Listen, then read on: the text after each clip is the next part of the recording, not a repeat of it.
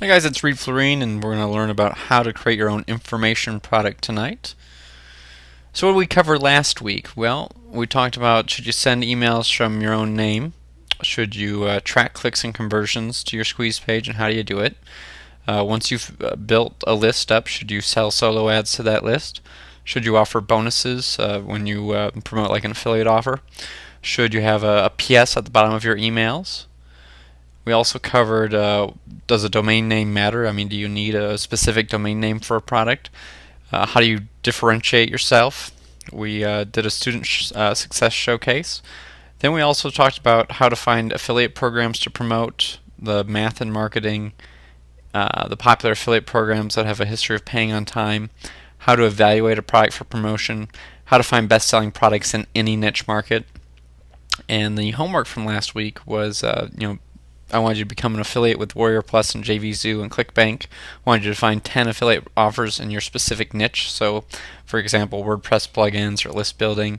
Then I wanted you to evaluate them and see what they were offering and join their affiliate program. And then you're supposed to email that information to me by Monday the 10th. And you're supposed to send that via my support desk. This week, Clay Dewey won the Student Success Showcase, and he found a bunch of targeted affiliate offers that were related specifically to his core niche, and that's WordPress plugins is what he wants to start marketing online. So it was really cool to see he listed a whole bunch of different ones. I'm not going to list them here because I want to keep it competitive for him because he spent time doing that. And he found a whole bunch of different offers and gave some reasons why he chose those specific offers. So that was wonderful. So what are we going to cover this week? Well, we're going to talk about the types of info products that you should create, the tools I use to create info products, how to find out exactly what your marketplace wants to buy, how to create your own information product, what should go into your info product, how to package your info product, how to price an information product, and a lot more. So first off, why should you create a product? Well, you can help people. You know things that I don't know. You know things that your market doesn't know. You know things that your spouse, significant other, neighbors, children, people who go to your church, people you work with, just you know stuff that other people don't know. And there are people out there who would pay money to get that information. People go to bookstores and they buy books.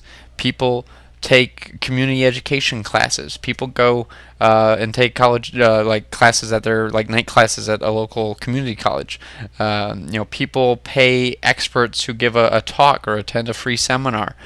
People buy DVDs. People download stuff off the internet. I mean, that's really what we're talking about is selling products online. But people out there love to buy information. People want knowledge. There's a definite demographic of people who will spend money to acquire skills, to acquire knowledge, to progress their lives. And that's what you're marketing to. You're marketing to those people. You're not marketing to someone who thinks that their ideal day is spent watching reality TV programs and they don't want to make a better life for themselves and their family. Your ideal customer is someone who wants to do something, they want to learn something, they want to achieve greatness with whatever it is. It doesn't have to be internet marketing. They might want to learn how to have a garden that's better than their neighbors, and they're willing to spend some time and money and get the knowledge that they need in order to do that. And that's really what this is about. You're here to help people. The money you make is secondary. You need to come from the mindset of helping people. I've had a lot of people approach me, like people that I've gone to school with and family members and things like that, and they're like, hey, I want you to teach me how to make money. Oh, I haven't had that message before.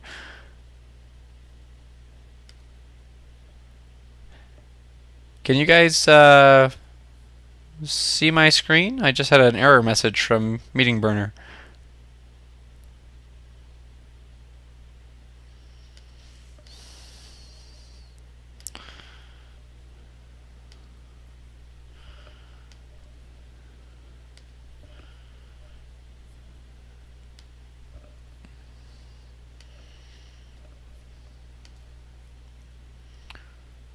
No, you can't see my screen. Okay, hold on 1 second here.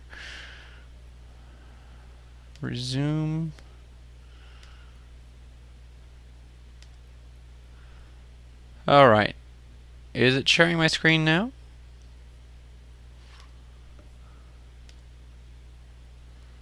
No.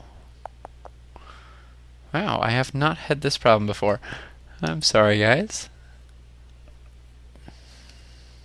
One second here. Technical glitches, don't you just love it when that happens? Alright. Resume sharing.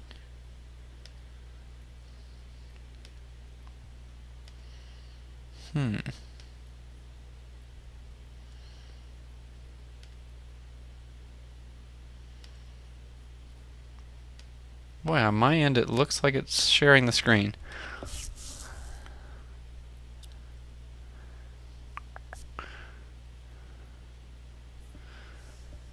I am gonna look and see if there's any it shows sharing on my end. I'm gonna just unmute the line here in case any of you guys are signed in via your phone. You can just tell me out loud if you can see my screen. I'm gonna go to Meeting Burner and see if they've got any help documentation here, because I've never had this happen. I apologize. I'm not sure what went wrong.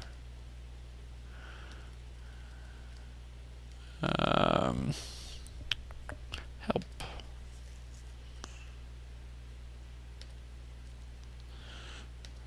Okay, I'll click rejoin meeting. Maybe that'll do it.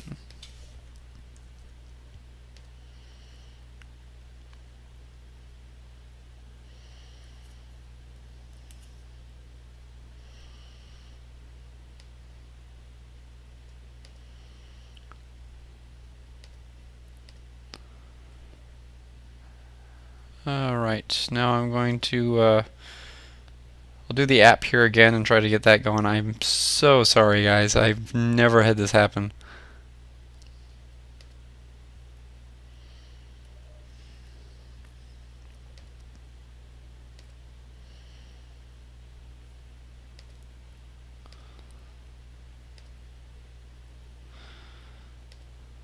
Alright, so it says I'm sharing my screen now.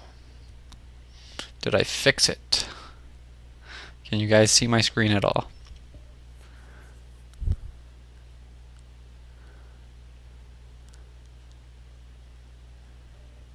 Alright. I'm sorry about that, guys. I will continue.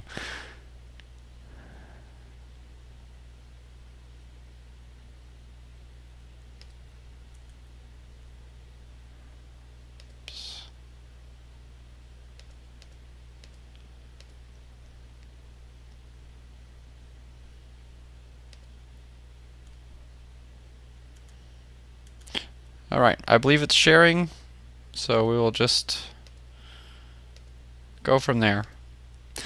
So, when you're creating an info product, you're helping people out. You know, it could be internet marketing, it could be self-improvement, it could be teaching people how to garden. There's so many different things that you can do with an info product, and really your goal is to help people. And you know, I believe before we had the connection issue, I was sharing something about I have people in my life, you know, friends and family, and you know, people I've encountered that are like, hey, can you teach me how to make money online? And yeah, I can, but they're going at it the wrong way. They just want to make money. They don't want to serve a purpose. They don't want to help other people. They don't want to do something that changes people's lives and make the world a better place. They're just like, hey, I see you make a lot of money, and I want to make a lot of money too, and can you help me? And they're like, can you help me for free? And it's like, well, no, I'm not going to help you because all you want to do is make money. No, I'm not going to help you because you don't really want to help people. You just see dollar signs and think, oh, that's an easy lifestyle, that's great.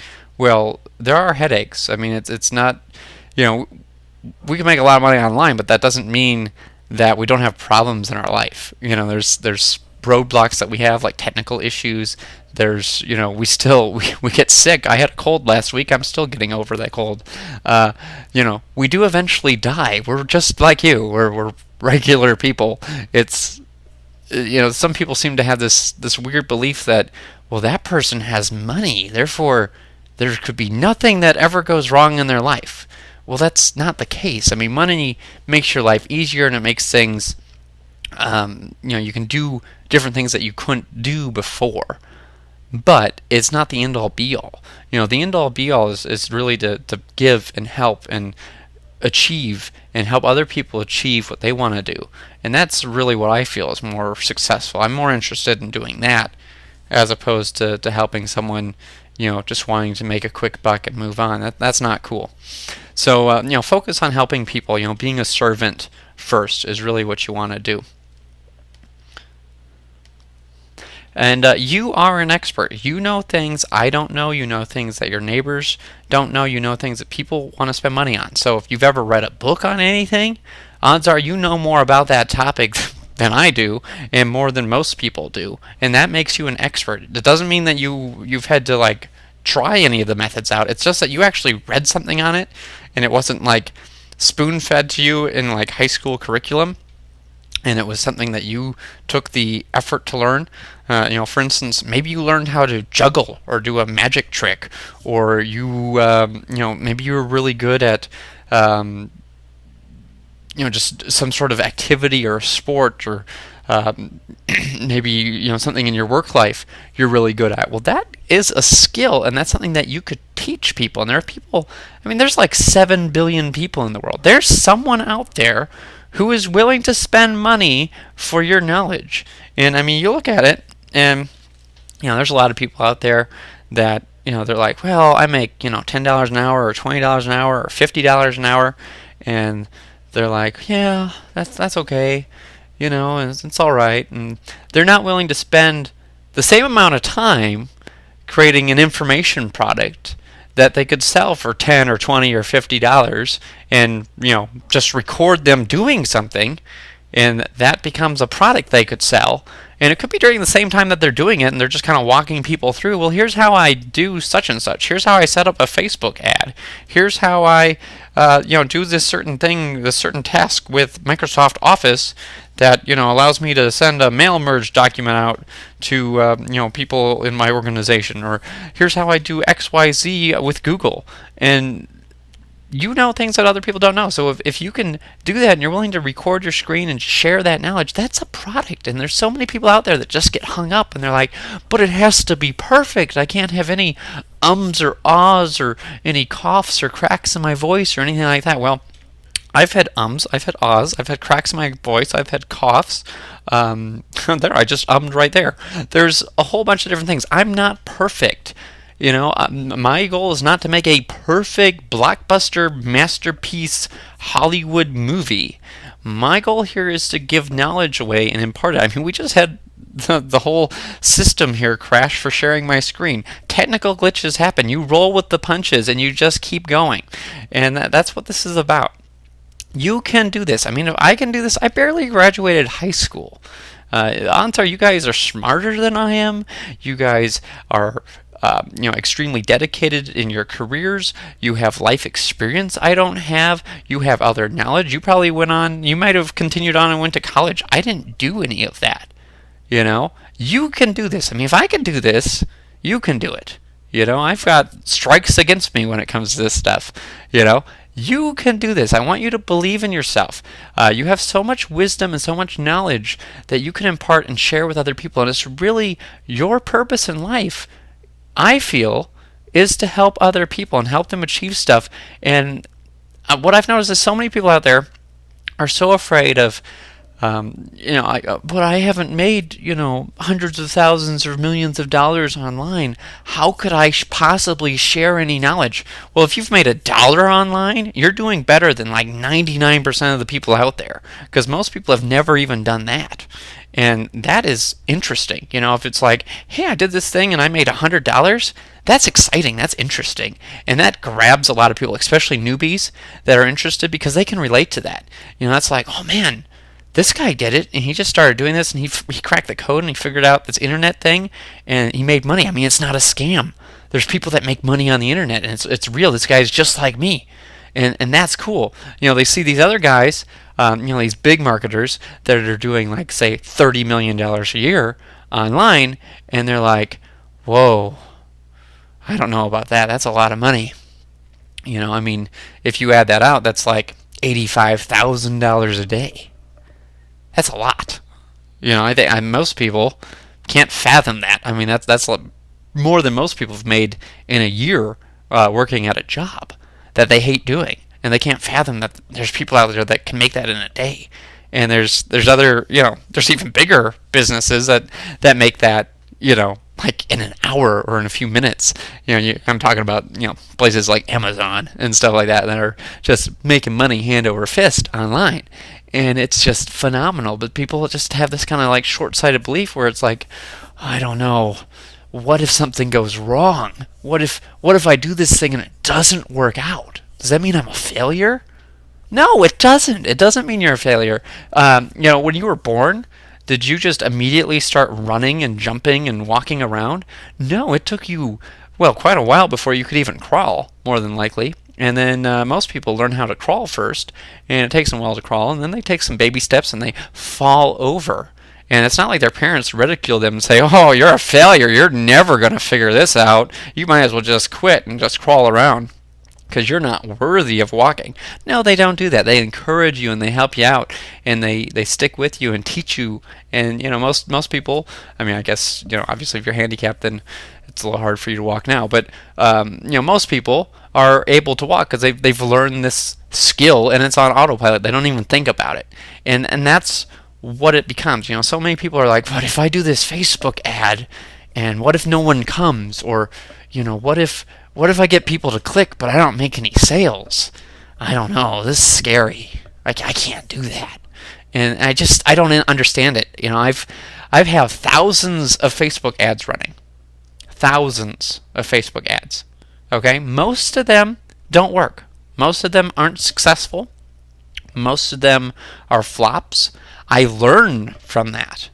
And then I tweak the ones that are successful, and I make those even more successful, and then I share that information and knowledge, and I put that into other ads, and I try to improve those, and then I make new ones and just keep growing that. But most people are like, oh, I tried this thing once. It's a scam. It doesn't work. Or I bought this solo ad and the guy didn't deliver the clicks, or I got clicks but no one signed up, or I got people to sign up but no one bought. Oh, I should just give up. No, don't give up. You can do this. This is easy. This is not hard. It's just a mindset change, because so many people are this type A personality where they're like, they got to be perfect. They can't make any mistakes, and it's like, fail fast, fail often is my motto. I love screwing up. I'm good at it, and I am awesome at failing at stuff, and because I fail so much, it works out in the end. And I know it's a weird concept, it's a weird belief. Most people are kind of like, what is wrong with this guy? How can he do that? How can he stomach it? Well, I look at it like this.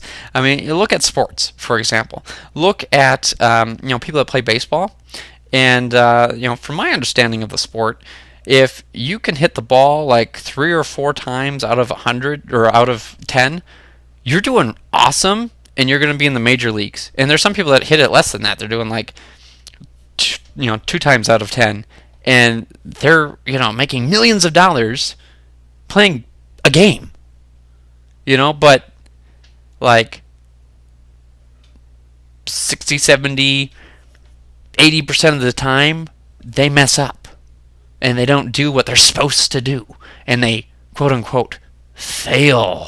But they're the big name celebrity that people are just lining up buying a jersey for, and going to the game and spending all this money, and they're getting endorsement deals for like products on TV and stuff like that. But most of the time, the majority of the time, they fail. You get people like Babe Ruth and Michael Jordan and stuff like that, and people just go, oh wow, they're so successful, they did so well.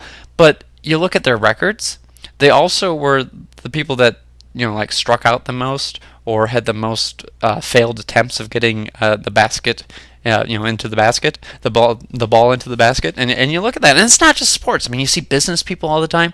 You are just one idea away from having something that could be a success that could completely change your life, and I completely and firmly believe that. I keep trying more and more things, and 90% of the time I'm wrong and they fail, you know. But it's that 10% that keeps me going and keeps things, this well lubricated machine, and just continues to grow my business, because I'm willing to take those risks and make those failures happen. And I'm not saying go out there and just like drop $50,000 on an advertisement. That's stupid. I'm saying, put a little bit here, 5, 10, $100, whatever you can afford to lose, and slowly ramp up with your winners and cut your losers. There's so many people out there that kind of get like ego driven with something they're doing, and I see this like particularly in stock market stuff. And they're like, well, I bought this stock and it dropped in value by 25%. I should buy more, even though I had this other stock that I've had and it went up in value 30%, and it looks like it's going to keep growing. But I should just get rid of that one because I made a little bit of money on that, and I should just double down on this stock that I'm losing money on hand over fist. But if I buy it now, I'm sure it's going to go back up. It doesn't matter that the management of the company sucks and they're not making any money and no one shops at their store or buys their product anymore. But they get ego driven. They're like, but I gotta be right, and if I put more money into it, I'm gonna be right. And that's not how it is. I mean, it's really, this is simple math. It's not hard. I mean. I probably shouldn't admit this, but I basically like cheated at math in high school to like graduate. I did not like understand algebra and geometry at all. It's like, I don't get this. But basic math, marketing math is pretty basic. It's not hard. You can do this. You really just have to develop the confidence. I see the fear of success and the fear of failure. And we were talking about the fear of failure of, I can't do this, I'm going to get something wrong, whatever. I bet, most people are listening to this are men, and I bet you've went up to various women when you're courting, when you're young and you're going after girls. You probably approached different women, and there were ones that probably said no or didn't want to talk to you or weren't interested in you. Yet, that doesn't mean that you just gave up on life and chose to never ever talk to a girl again, right? I mean, most of you are married, I believe, from what I've heard from feedback from people, or you've been married at some point. Most of you have gone on dates at least, and it's just how it is. Not everyone's going to agree with you. Not everyone's going to say yes to you. That's life, okay? Just get over it. Boo-hoo. Big deal. Someone said no. Every time you get a no, that's one step closer to a yes, because there's so many people out there that are afraid to get off their butt and do something and change their life. And that's what this is all about. This is about changing your life. This is changing your lifestyle. It's changing what you believe in. Because so many people have been taught, get a good job, go to school, and just work really hard and you're going to be fine. And that worked, like 50 years ago. But times have changed. We've got people from different countries on this webinar. We've got people, I've got tons of people on my list that are in all sorts of different areas. We've got people who aren't even into internet marketing, but just because of how global the world is now, a lot of jobs are being replaced by people in other countries who can do the work faster, cheaper. They're more hungry for it. And there's like 50 people lining up for one job. I mean, it's insane. It's in one regard, it's amazing, and it's wonderful to be in the position we're in, because we're the type of people that can hire stuff out and get other people to do work for us. And that is so cool, because there's so many people out there that are just stuck in their 9-to-5 job, and they're not creating much value for the company they work for anymore, and they're slowly getting replaced by automation and by people in other countries.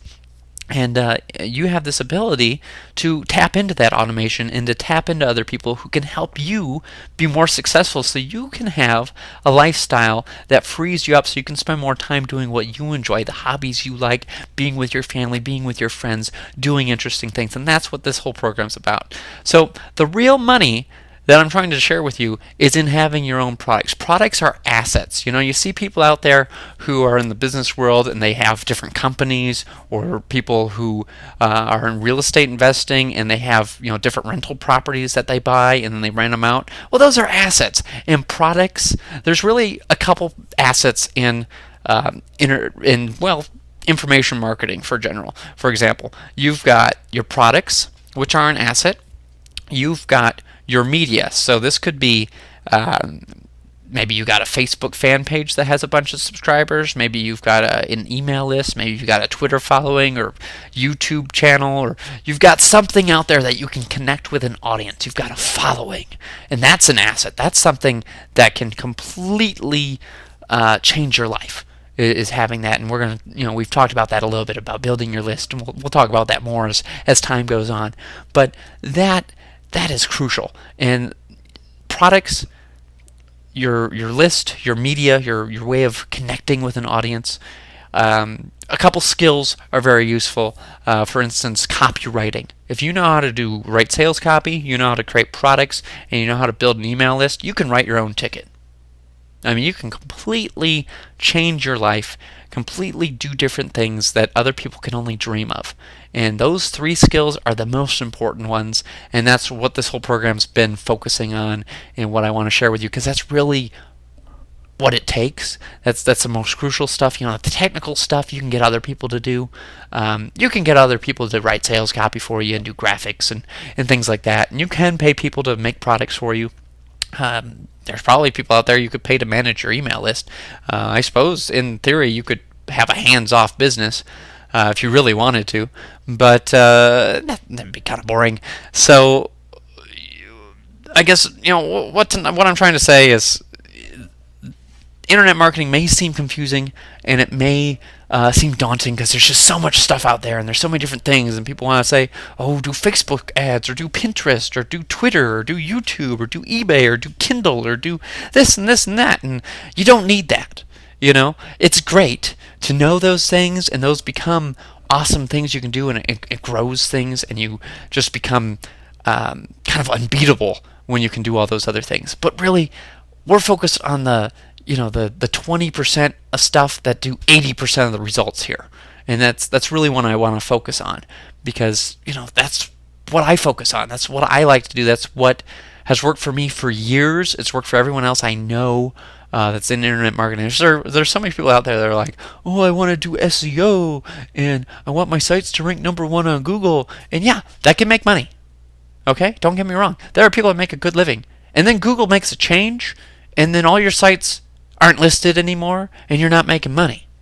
But if those same people had an email list, or they had their own information products they were selling, they'd still be making money, because they'd be able to connect with that audience or connect with those customers and sell them other stuff. And that's what this is about. So the only thing that really separates you from the gurus in the marketplace is they have their own products that have sold well. And that stems from building relationships in the marketplace. That stems from having an email list. That stems from having JV partners that are promoting them. And that's all stuff we're covering in this series. But the only thing, you think so highly of all these internet marketing gurus, or maybe you don't. I mean, there's people out there that definitely don't think highly of the gurus. There's people out there that just hate on the gurus and think this whole thing's a scam. But I believe, since you're a serious person, you've invested in this and you've invested in other training from me and other training online, you believe, as I do, that internet marketing is an awesome business. It's a great lifestyle. It is something that one should aspire to. And really, what's interesting is I've had people, like when I'm at a seminar, I'll go to a seminar and you get people that'll be kind of awestruck and just they feel like they're meeting a celebrity sometimes, and it's weird and it's bizarre. And I'm not saying just when they meet me, but it's when they meet other people. For instance, at Traffic and Conversion Summit, Frank Kern got off the stage and he was surrounded by a mob of people, and everyone wanted to get a picture with him. Okay, now here's the difference between everyone that was surrounding Frank Kern and myself. Now, I did go up there and say hi to Frank, but Frank knows me, and So I walk up to Frank and I'm like, "Hey Frank, haven't seen you since so-and-so's wedding. How you been? Looking forward to promoting more of your stuff, so, hook me up when you got something for me to promote." That's it. That was like basically the extent of our conversation, because I knew he had to get going. I knew he had other stuff to do. But everyone else is like, "Hey, take a picture with me," or "Hey, look at this like thing I'm doing. You should like promote it." And that's not how you build a relationship, and so many people are just like so awestruck, and they're like, "Oh my goodness, this celebrity guy I get to talk to." And I've had meals with sports celebrities and guys like that, and I've had meals and hung out and driven around with billionaires before, and I didn't act all starstruck. It didn't matter to me. These are just normal, everyday people that have had varying levels of success, varying levels of failure. This is just life. I feel that I can learn something from everyone, and I just don't get it. I don't understand the whole celebrity bit, because really we're not famous. It's not like we're the president of the United States, or we're like some big movie star or something like that, where like everyone knows who we are. But people act that way, and it's just bizarre behavior that you really see when you go to events, and you do see it online somewhat, like on Facebook and things like that. But it's weird, and the only I guess what I'm just trying to tell you is they're not that different from you. In fact, I'd venture to say most of them aren't any different from you. Most of them are, well, actually, when you get to know some of these guys, most of them aren't that smart, and it's just kind of funny. And myself included, I'm sure there's people that think that of me too. But when you do that and you realize that, hey, this guy has problems just like me, or this guy is just a regular guy like me, it just becomes so much easier to have a conversation with them and build a relationship, build some rapport, and get things going. So just remember that the only thing that really separates you is that they've had a best-selling product. I'm not saying they've got the #1 product ever that just like cured cancer and like was the best thing since sliced bread, because they didn't. They had a product that sold well. That's it. There are probably products out there that are better than their product, but they had a product that sold well, and that's the only thing that's different. They mastered the marketing thing and had success with the sale of a product. And it could be one product. We're not talking about like a whole suite of products. You think about certain gurus out there and you go, "Oh yeah." You think of like a certain book, or you think of like a certain course they did, or a seminar they do, and that's like the one thing that they kind of get known for. And people just like assume that like everything they do must just like turn to gold, and they've got like this Midas touch type thing. Well, they had one thing that did well. They might have had 100 things that flopped, but everyone remembers that one thing that did well. No one remembers your failures. You're the only person that cares about that. I mean, there's people that have bought this training who have never attended any of the webinars, have never done any of the homework. I've tried to follow up with them. I've tried to get in touch with them. I've tried to call them. They don't respond.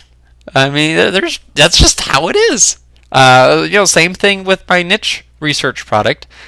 We had like 1,400 people buy. How many people did I talk to on the phone? Like 100, 200 people? And I had a free training call with every single person. Like anyone could do it. But I only talked to like a couple hundred people, if that. I think it was less than that. I should add it up. But it's really amazing how few people actually take any sort of action. And it wasn't like a sales pitch. It was like a 15-minute call, just make sure things were going well.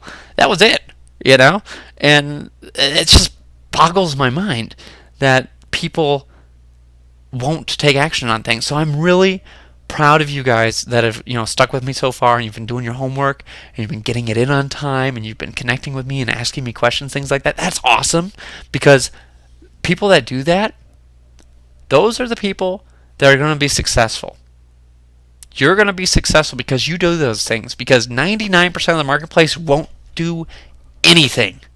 I mean, I could have the most expensive thing with the most hand-holding with like white glove service, and people still won't take action. I've had things that were like $5,000, and I did like a bunch of the work, and got everything going, built them a list, got things going, showed them how to do things, and they won't send out an email to the list.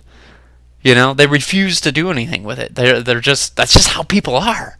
They don't want to take action. They can't have any success because they just feel, well, I bought it. That automatically makes me a success, right?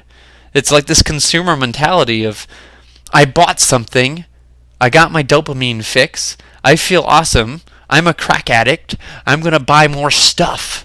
And it's so bizarre. I don't get it, and we've all been there. We've all had that feeling of kind of euphoria when we buy stuff. So it's kind of interesting because it's like the whole marketplace, especially in internet marketing, is I want to buy something because it makes me feel good. Wow, I bought that thing. 5 minutes later, I gotta buy something else. It's like everyone has ADD. It's bizarre. So just keep that in mind, because people will buy something from you, and a half hour later, they're gonna forget they bought it. And it's just weird. It's bizarre. Just keep that in mind. You need to create quality products. Don't get me wrong. Create quality. But it's just shocking. I mean, there's home study sets, like home study courses, where people bought the course. It'll be like a 10-disc program, and they won't go through it. So, for instance, there was a course, I think it was Dan Kennedy, it was like 10 CDs or whatever, and they sold like 1,000 copies of it, for example. I can't remember how many, but I think it was like 1,000 or so. And one guy complained because he couldn't get disc number like 9 or something to work. So they figured, okay, well we'll go grab another disc number 9 from some of these home study courses we still had in stock. They grabbed that one. They couldn't get the disc to work. They grabbed another number 9 from another home study course. It didn't work. They tried it like 3 or 4 times. None of them worked. That means out of the 1,000+ copies they sold of this product, everyone who got it, disc number 9 didn't work, and only one person complained. Okay? People are lazy. People move on to other things. It doesn't matter how much they pay or how little they pay. They don't do the work. They don't want to take action. They don't even want to go through the program. And I'm guilty of it too. Okay, I'm not just preaching to everybody here. I've bought products where I haven't gone through everything. I bought a couple products this week that I haven't gone through the entire thing yet. I've got home study courses I've bought that I haven't gone through every disc in there. So maybe I got one of those discs that don't work. For all I know, and it wouldn't surprise me. I'm not just trying to make fun of people. I'm just saying that's human nature. We get sidetracked. There's other things in our life. So these people have just had a different level of success that's a little bit more public than you, and that's the only thing that separates you from the guru. Products lead to opportunities. Now, if you've got a low-priced product, it could lead to opportunities, but really, what really leads to opportunities is a bestseller or a high-ticket product. And if you have a best-selling high-ticket product, then the world is your oyster.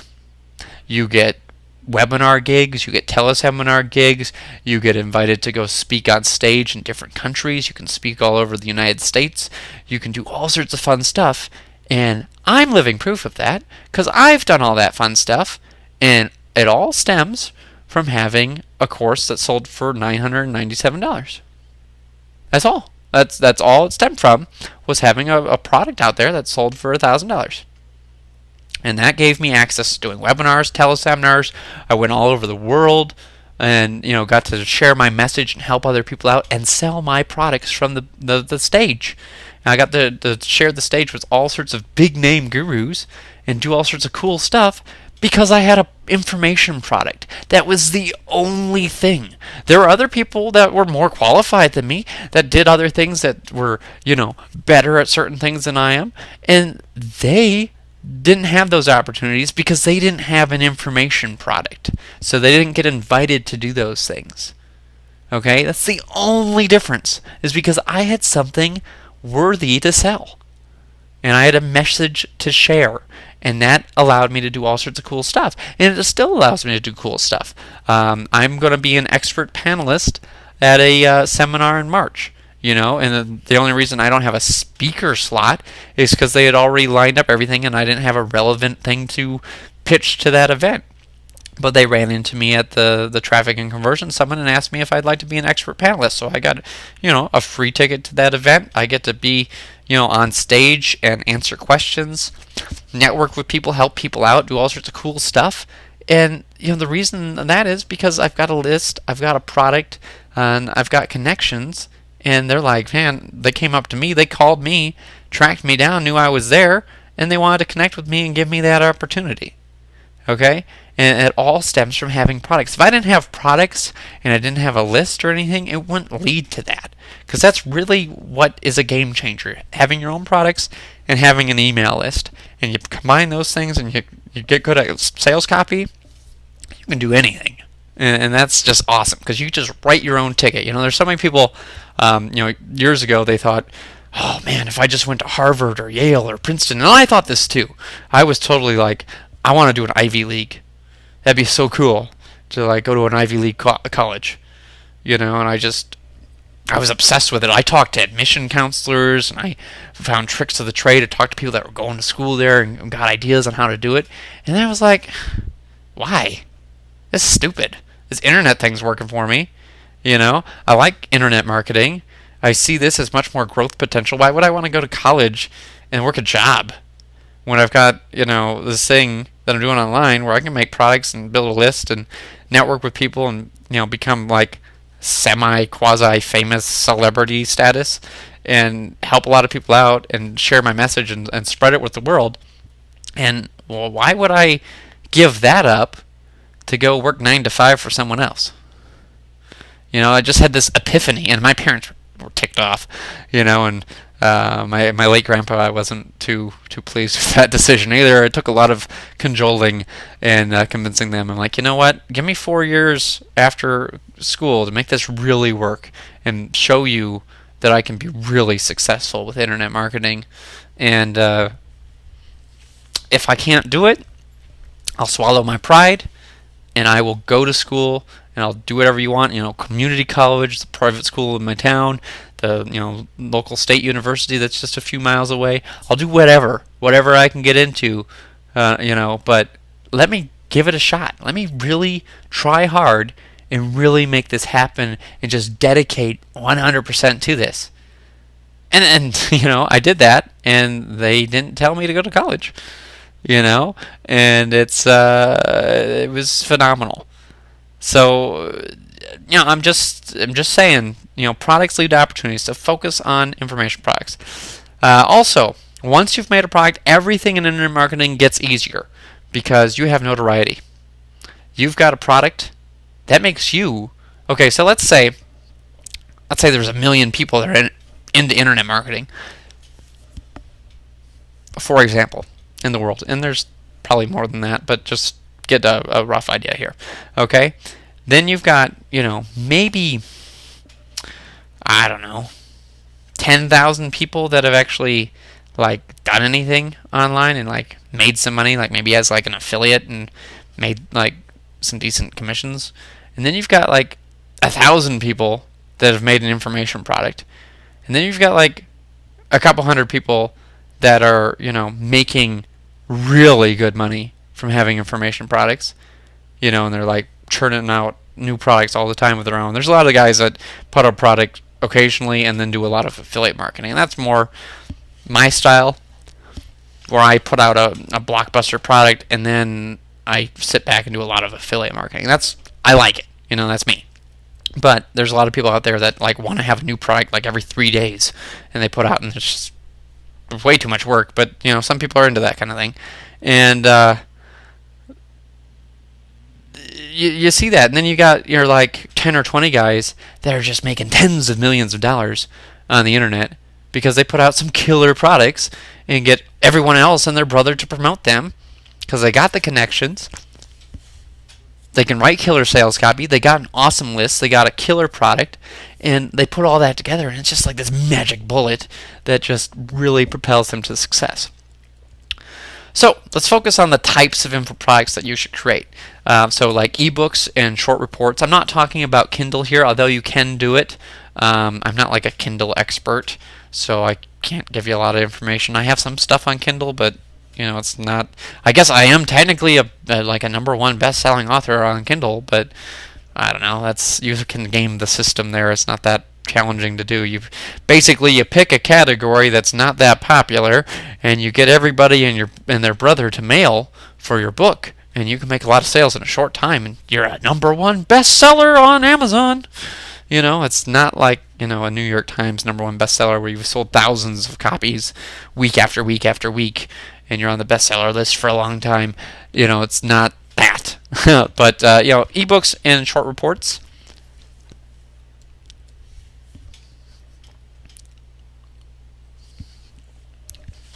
Excuse me, I had a little tickle in my throat there. Audios. So you could interview someone, or you could just do like a podcast, or you could even like speak into your phone and have it recorded. You can do all sorts of cool stuff with audios.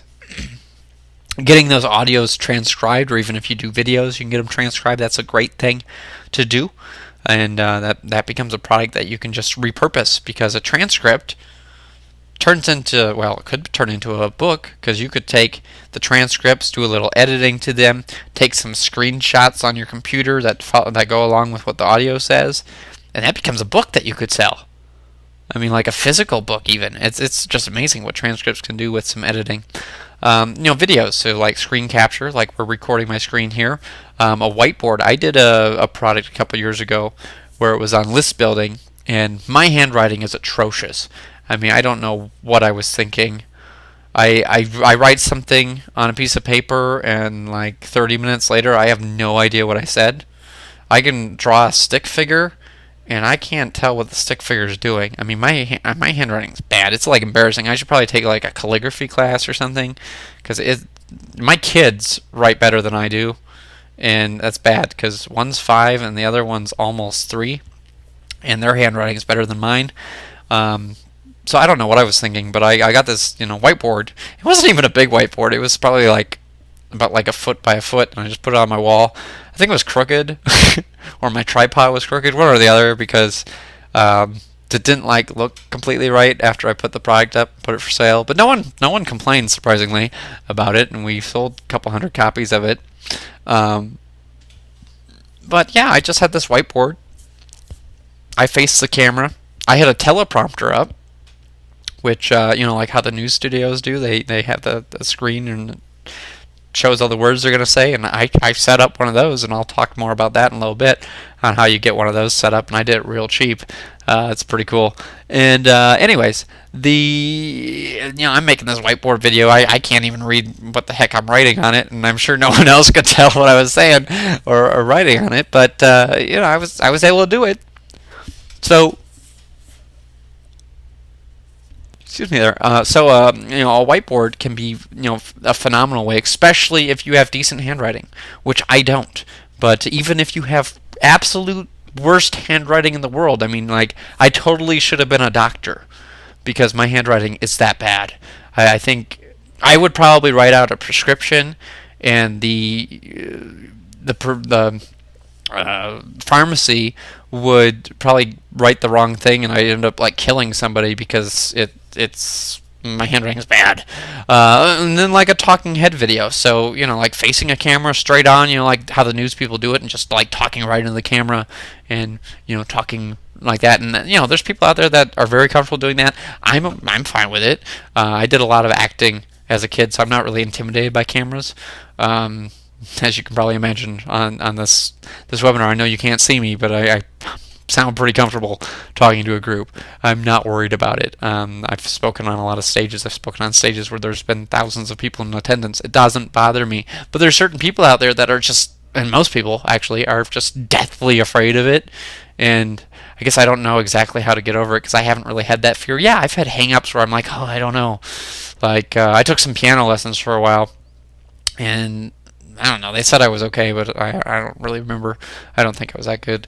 But I got nervous, and like we had like this public recital thing, and I like ran out the door. And this wasn't that long ago. I was probably like, I don't know, 14, 15, something like that. And I just like, I can't do it. I can't do it. I'm not going to do it. And, I've never like, I sing all the time at home. I don't think I'm a good singer at all. But I don't know. Maybe I'm better than some people. I know that, but I'm not gonna make a career as a professional singer.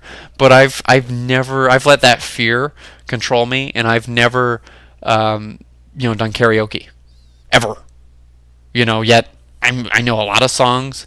I've sung on stage with bands before without like a machine backing me up. But other people were singing, so I was like, well, I can kind of harmonize with them.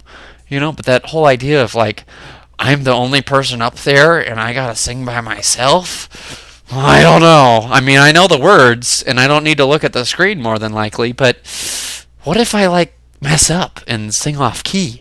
Or, what if my throat gives out and like I cough or something? Everyone's gonna laugh at me. I can't do it. So I mean, it's the same thing. I have, there are some damaging omissions. I have horrible handwriting, and I'm deathly afraid of doing karaoke. And I know there's going to be someone listening to this, and you're going to like be hanging out with me somewhere, and you're going to put my name in the karaoke thing to make it so I have to sing some song. I just know it. I just know admitting it, that's going to happen. And I totally could see some of you guys doing that. So, I'm on to you if that happens. Anyways, types of group coaching. Group coaching is awesome. That's what we're doing here. This is a product where you get intimate, basically one-on-one access to me, especially if you show up to the live calls. Amazing concept, people listening at home. Show up to the live calls and ask me questions, because you're never going to get this access this cheaply to be able to ask questions that are so relevant to your business. And group coaching, you record it, and it turns into something that you can sell as like a home study course, or you can break it up into individual products, or you can repurpose the content, or you can put it in like a membership site. There's all sorts of cool stuff you can do with group coaching. It's an awesome thing. You get paid up front to make a product, and that's a great thing. It's a great lifestyle. It's a great business, and so few people do it because so many people are like, I don't know, I can't do it. And I'm not saying do your first product as a high ticket coaching program. You need to kind of ease people into it. But I mean, imagine, like, let's think about this. Imagine what if you did a coaching program that was a low price thing, but got people in the door and they got access. Like, I bought a coaching thing from a marketer a few months ago, probably like December. It was like $12, and he had like 12 recordings of group coaching that he had already done, and he's a successful marketer. So this might be a hard thing to model exactly, but it gives you an idea. He had like 12 recordings of some group coaching he had done in the past, so you had access to those. And then he did like 4 or 5 weeks of coaching, live, where he was doing presentations that he was recording that turned into other products, and then he promoted a service at the end of the coaching series where you got a copywriter, and you got a graphic designer, and you got a web guy working on your business, doing your tasks, and it's a high monthly fee. And I've subscribed. I'm still a member, and they're still doing stuff. I got some graphics done the other day from them, and I just got a sales letter written from them this afternoon. And they've done like 4 or 5 different ones for me so far. And it's an awesome thing, and it's a phenomenal thing to do stuff. But I wouldn't have bought that more than likely if I hadn't done the group coaching with the guy, because he established a whole new level of trust with me from that $12 product that had some stuff that he was probably going to do anyways. I mean, there were probably people that were like paying access to this coaching thing, or he wanted to create these products anyways, and he just went above and beyond and shared stuff that well, I knew, but there wasn't anything like really too new to it. But he had this access were like unprecedented. I've never seen anyone do that before, and it was just insane. It was so cool, and made me a customer for life. And I signed up for his expensive, it's like $1,000 a month to get this other thing where they do a lot of stuff in your business for you. It's cool. That's neat, and that wouldn't have happened if I hadn't bought his group coaching. And all that group coaching turns into other stuff, other ancillary products. He probably gets them transcribed, and maybe he turns them into DVDs, or maybe he uses them as lead magnets, like putting them out on a squeeze page to get people on his list. I don't know what he does with them, but there's probably something he does with them, and it's just so cool. Seminars, webinars, teleseminars, putting on your own event.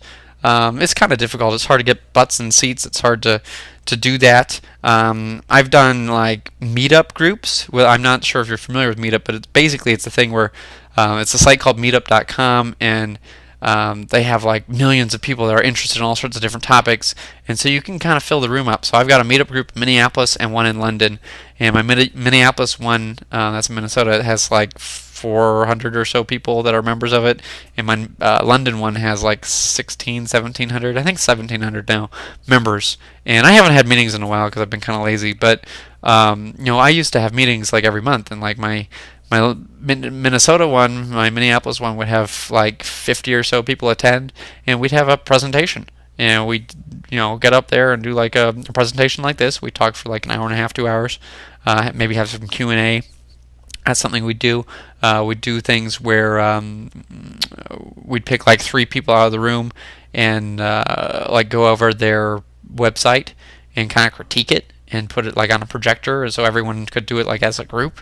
We had things where it was just like a meal and we were just kind of sitting around just eating and discussing. That was some of the more intimate groups when it was smaller. We were first starting out. And then the same thing with the London one, but a much bigger audience. We'd have like 200 people in a room or 300 people in a room, and it'd be like a big seminar basically, and it's pretty cool, to get that, and that's all from Meetup, and it's pretty cheap to do. I totally think anyone that's listening to this, you should set up, or either, look and see if there's a Meetup group in your town or nearby. I live an hour and a half away from the Meetup I was running, okay, but I knew where the audience was. The audience was far away, and I was willing to drive to make that commitment. I had people that lived in the same town who were too lazy to attend. Like, oh, I can't do it. Life gets in the way, man. I'm like, dude, I just drove an hour and a half to be here. Plus, I got here like a half hour early to get everything set up, and I'm going to stay a little bit later to tear everything down. You're not willing to like take action in your life and change your life and build a business? What's wrong with you? That's how I felt. It was like I found it offensive. It was like, really, dude? Why are you even telling me that you can't make it?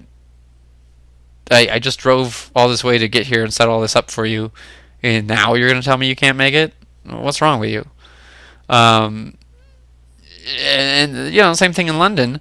I didn't live like exactly where the event was. I rented out, a bar or a pub, basically, and people would come, and I'd have to hop on, it's the tube, but basically a subway, like a mass transit system, or take the bus. I drove there too. I didn't drive. My ex-wife drove, but I was afraid of getting on the wrong side of the road and having an accident, and I actually don't know how to drive a stick, and they're pretty much stick shifts over there. Anyways, I digress. Basically, what I'm trying to say is, seminars are awesome. It's hard to do. It's challenging. There's money in it. You're going to have your best customers ever because people are making a sacrifice to be there. They might fly halfway across the world or halfway across the country to get there to meet you face to face. They're dedicating, at least a few hours of their time to watch your seminar, or it might be something that's like a 2 or 3 day event. So they had to get like hotel and airfare, and I mean they're super dedicated. Those people are just like insane about stuff, and it's awesome. And that's where the money is. Even if you're not speaking, even if it's not your event, you need to go to seminars. It is life-changing to go to seminars. Everyone here. Everyone listening to this needs to get off their butt and go to a seminar. But I talked about the meetup thing a little bit. I should share. Go to a meetup in your town or area around internet marketing. If there isn't one, set up your own one, because that can lead to opportunities. There's some awesome stuff. You can meet people that you can partner with. You can learn things. You can pull in other experts. Like I had other experts. I had some name marketers come in and speak at my seminars or my meetup groups. It was pretty neat. It was pretty cool. We sold stuff. We did some webinars where we pitched something or we did some meetup groups where we pitched something at the end. So we gave like an hour and a half long presentation and we sold something at the end and made money. So there's cool stuff you can do. Same thing with webinars and teleseminars. It's a little bit easier to get people to show up. Although it's not easy. I mean, I've had plenty of people that have paid for this that have never shown up. I don't get it. I understand where people sign up for something for free and there's like 10 other webinars they signed up for that day and they're not going to be able to make it every single one. I get it. But when people pay, and I mean, this isn't like a $7 product, people pay and then they don't show up or they don't even listen to the replay. They don't do any of the homework. I don't get it. I understand if you signed up and you can't make it because you got other commitments. You got like work commitments or whatever. Maybe this is a bad time of the day for you. I get it. That's fine. That's not, it's unfortunate. I tried to make it as accommodating as possible, but you can't be everything to everybody. But with with like a free webinar or a free teleseminar, webinar is sharing your screen, teleseminar is just doing over the phone and having a group listen to you. You can get people to show up. There's money there. I mean, if let's say you have 100 people that show up and you sell a product that's like $1,000, maybe you have some other expert come on, they sell, and you get like 10% of the people to buy. Well, if you had 100 people show up, it means you made 10 sales. That's 10 grand for 90 minutes. Now let's say you're splitting it 50-50. That's $5,000 to be on a call for like an hour and a half and send out a couple emails. That's more money than most people make in a month. It's insane. It's cool. So just keep that in mind.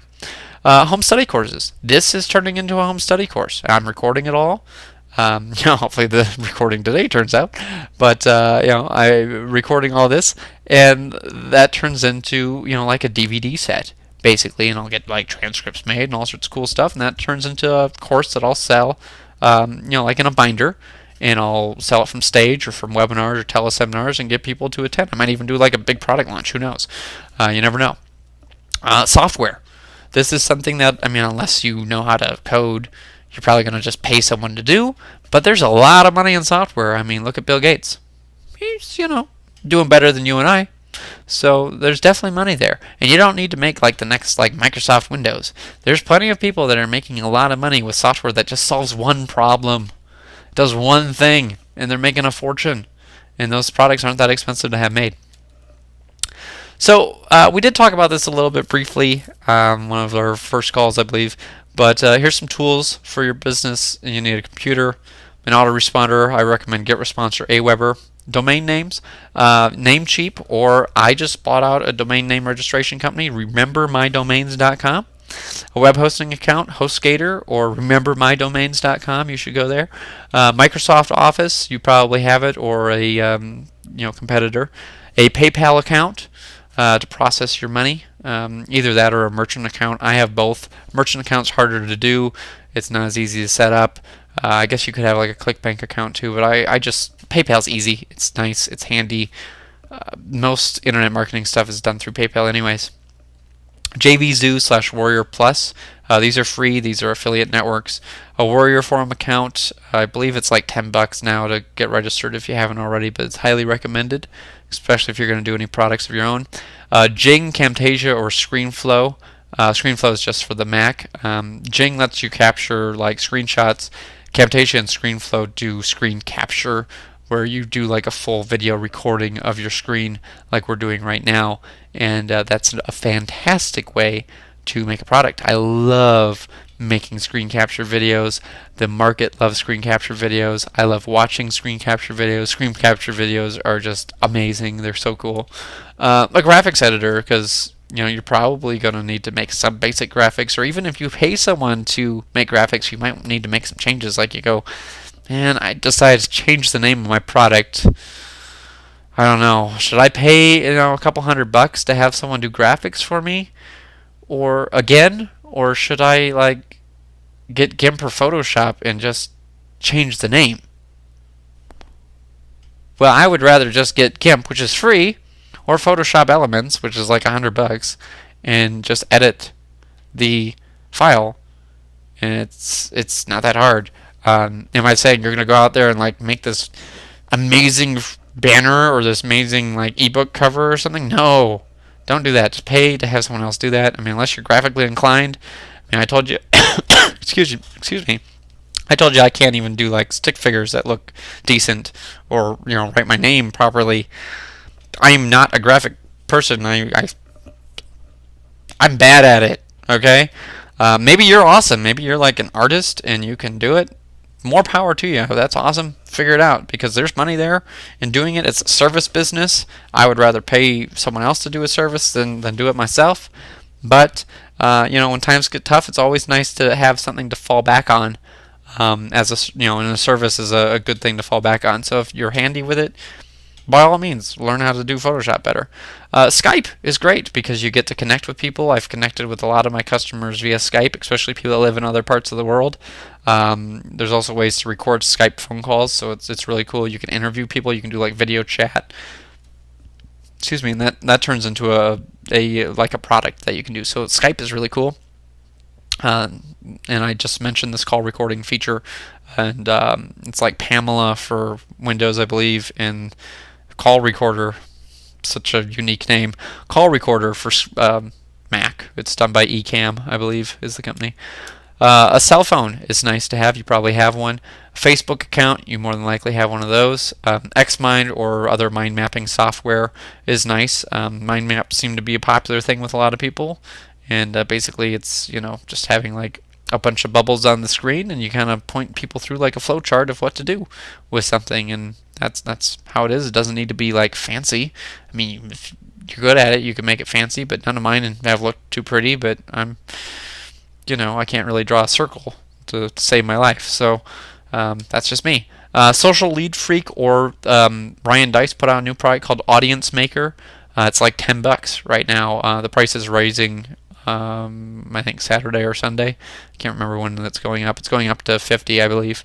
So you're going to want to get that. I've sent out an email on it. But that's a nice program. Social Lead Freak is like $100 to get going, and Audience Maker does a lot of the same features of Social Lead Freak, and it's only $10. So it's a no-brainer. You should just grab it. I use it. It's awesome. It's great. I mean, it's really only useful if you're going to do Facebook ads. If you're not going to do Facebook ads, it's a stupid purchase for you. But more than likely, you're going to do Facebook ads at some point, and we're covering Facebook ads in a few weeks. So you're more than likely going to want to get Audience Maker, and you might as well save some money and get it now. SafeSwaps.com. This is for doing like solos and ad swaps, where you either pay someone to send out an email, or if you have an email list, you send out an email from them, they send out an email for you. It's a great way to test some traffic to an offer, a great way to build your list. I think it's free, and then they have an account that's like $30 a month. I have an account that's $30 a month. I'm not quite sure what the difference is. I think it gives you some more access to some different stuff, or like reviews or something. I don't know. I just pay it. AdTrax Gold, it's split testing and tracking software. It's very useful. I love it. An HTML editor, Dreamweaver is best, although on most of my computers I just use Composer because it's pretty good and it's free. An FTP client, I use FileZilla. This lets you like upload files to your website. WordPress, this really eliminates a lot of the need for an HTML editor or FTP. A lot of people just do a WordPress site. When I started out, we didn't have WordPress, so I didn't, I still haven't really mastered the whole WordPress thing. I've got lists that like totally are into WordPress, but I've been like, I don't know, I want more control and do it by hand. So I'm old school like that, but I do see the need, and pretty much everyone's switching to WordPress. Most sites are on WordPress. I think I'm one of the rare marketers that can actually make a website by hand, and not that it looks pretty. I'm not a designer by any stretch of the imagination, but I mean I can actually code stuff by hand, and I guess I'm a nerd, but most people out there can't do that. It's not, the technical stuff is not as big of a deal as it used to be.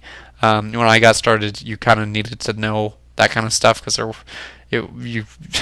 was maybe Front Page, which was a what you see is what you get HTML editor, and there were early versions of Dreamweaver, like 1.0, 2.0, or something like that when I started.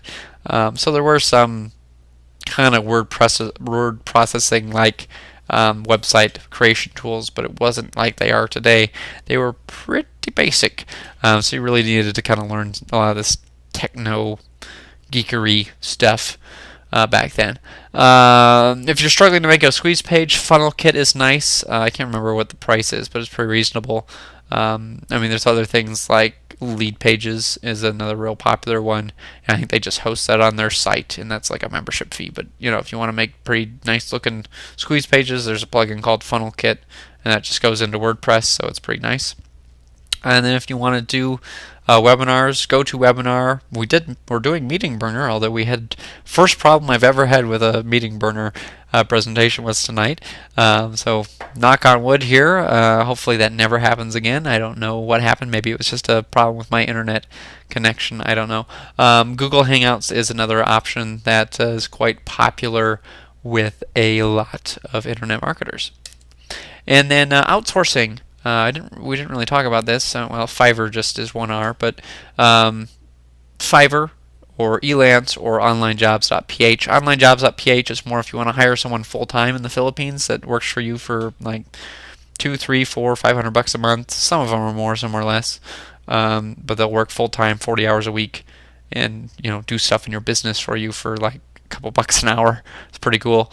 Elance is like more if you have like a specific project, like I want you to make this sort of software thing, and I'm going to pay you a couple $100 or whatever, or a couple $1,000 or whatever you're going to do, and they'll do it. Fiverr is more like, hey, I'll give you $5 if you make this logo for me, and you kind of get what you pay for. There's some diamonds in the rough on Fiverr for sure. I've had people that have done like transcripts and stuff like that on Fiverr, and they do a great job.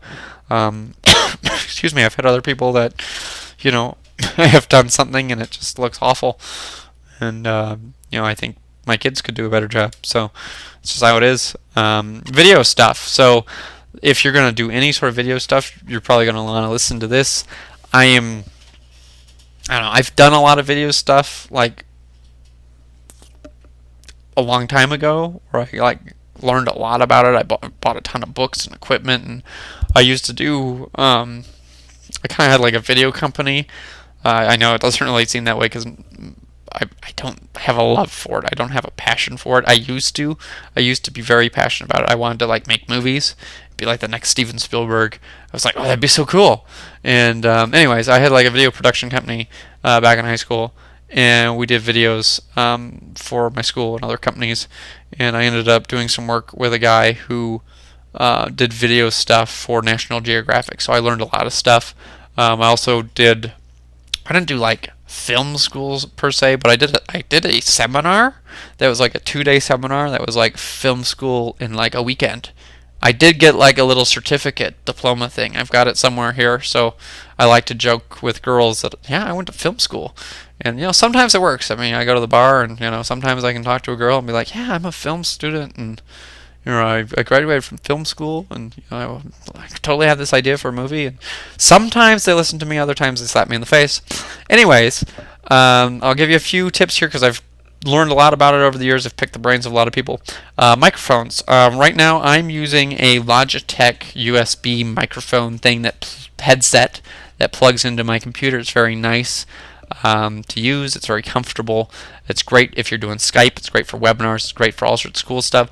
The only thing I don't like about this particular headset, this would be any USB headset, is I can't plug this USB headset into like a regular camera or a computer that doesn't have USB. I know there's not very many computers that don't have USB anymore, but I can't like just plug it into like my phone or plug it into like a video camera. Now, if I was using like a lapel or a lavalier, well, that should be with a lapel with a P, lapel or a lavalier mic, there's like a company called Audio Technica, which makes some pretty decent mics that are cheap. If you're going to go like high-end professional, Sennheiser is like the industry standard for microphone equipment, but you're looking at hundreds upon hundreds upon hundreds of dollars, where you can get something from Audio Technica for $100 or less that sounds decent, sounds good enough for what we're doing. But if you want to like make a movie, you're going to want to get like Sennheiser equipment. Webcam, I just use the built-in one on my Mac. It's not the best, but it's good enough for my needs.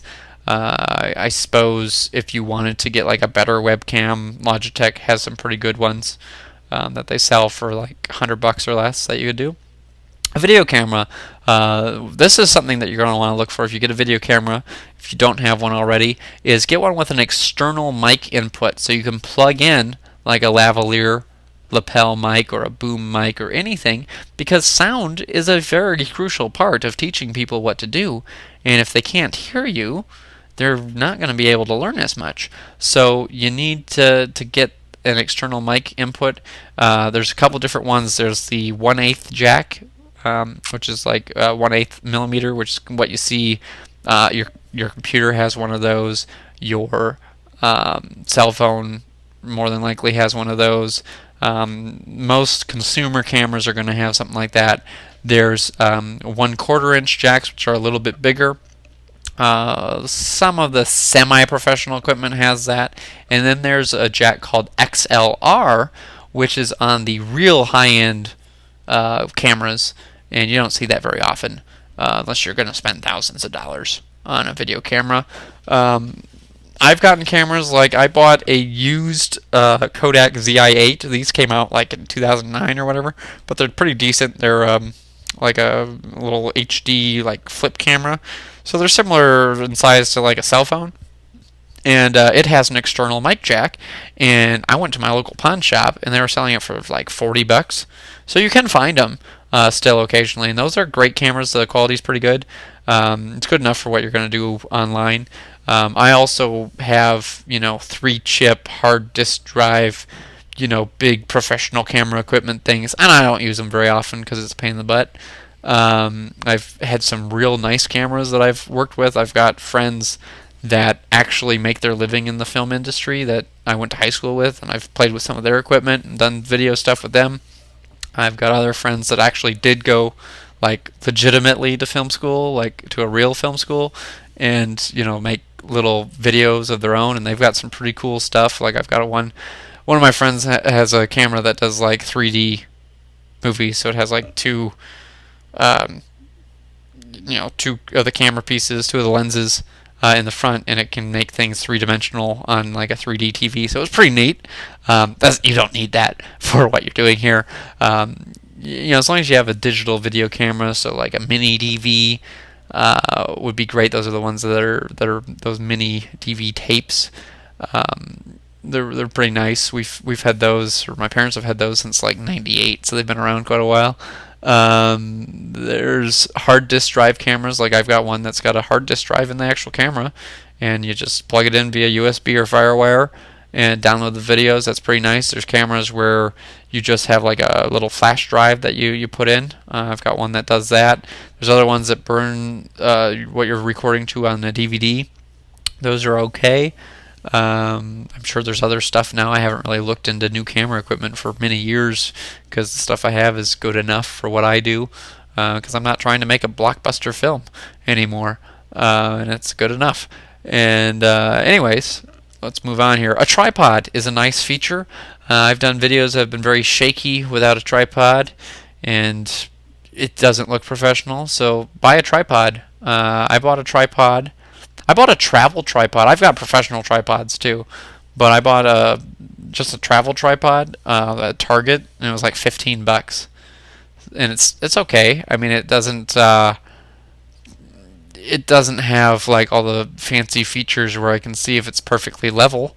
So I've made some mistakes, but like my professional ones, it has all these like little levels on it, so I can tell exactly if everything's lined up perfectly. I've got a steady cam, so I can this is a professional unit that you put on your back, and this is what they use in the movies, and you put your camera on there, and you can walk around like in the house or jog around outside or whatever, and it looks like it's a steady shot.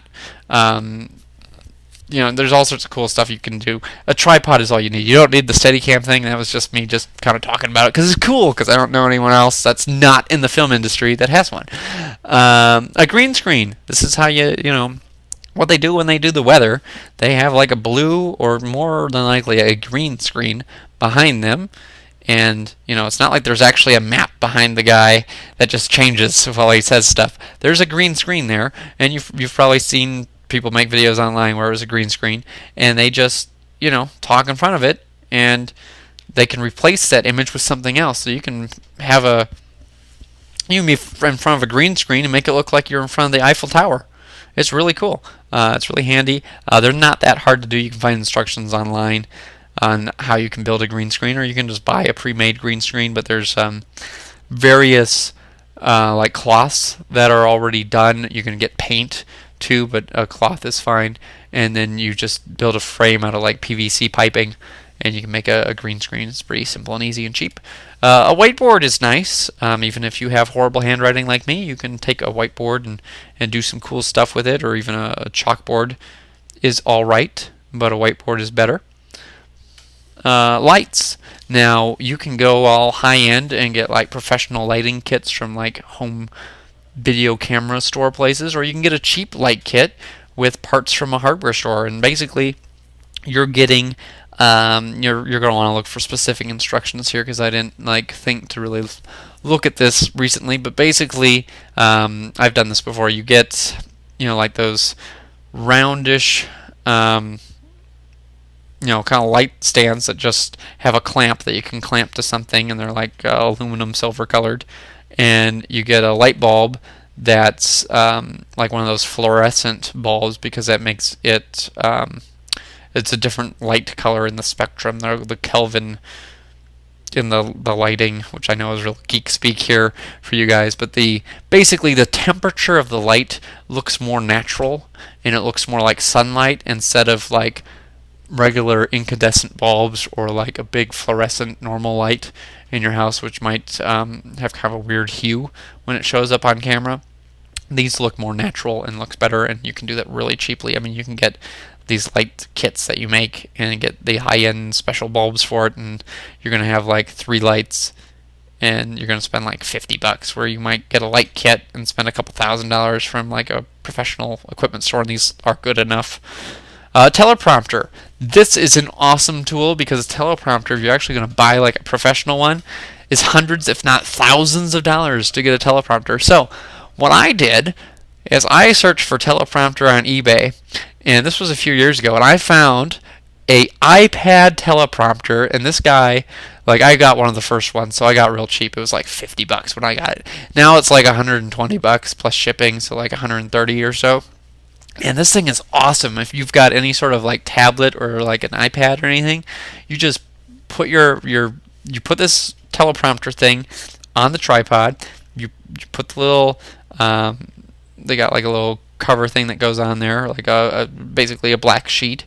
You put the your iPad or tablet in there, and then you use the software that's included, or you bought like a real cheap software program for a few bucks, and you tell it what you want it to say, and then you just get in front of the camera and you just read the words and talk to it, and your camera's sitting right behind the teleprompter glass, and it doesn't pick up any of the words that are written there, and no one can tell that you're reading off the screen. And it's so cool with what you can do. And I mean, to get that for like $130, this guy's sold like 4,000 of these teleprompters.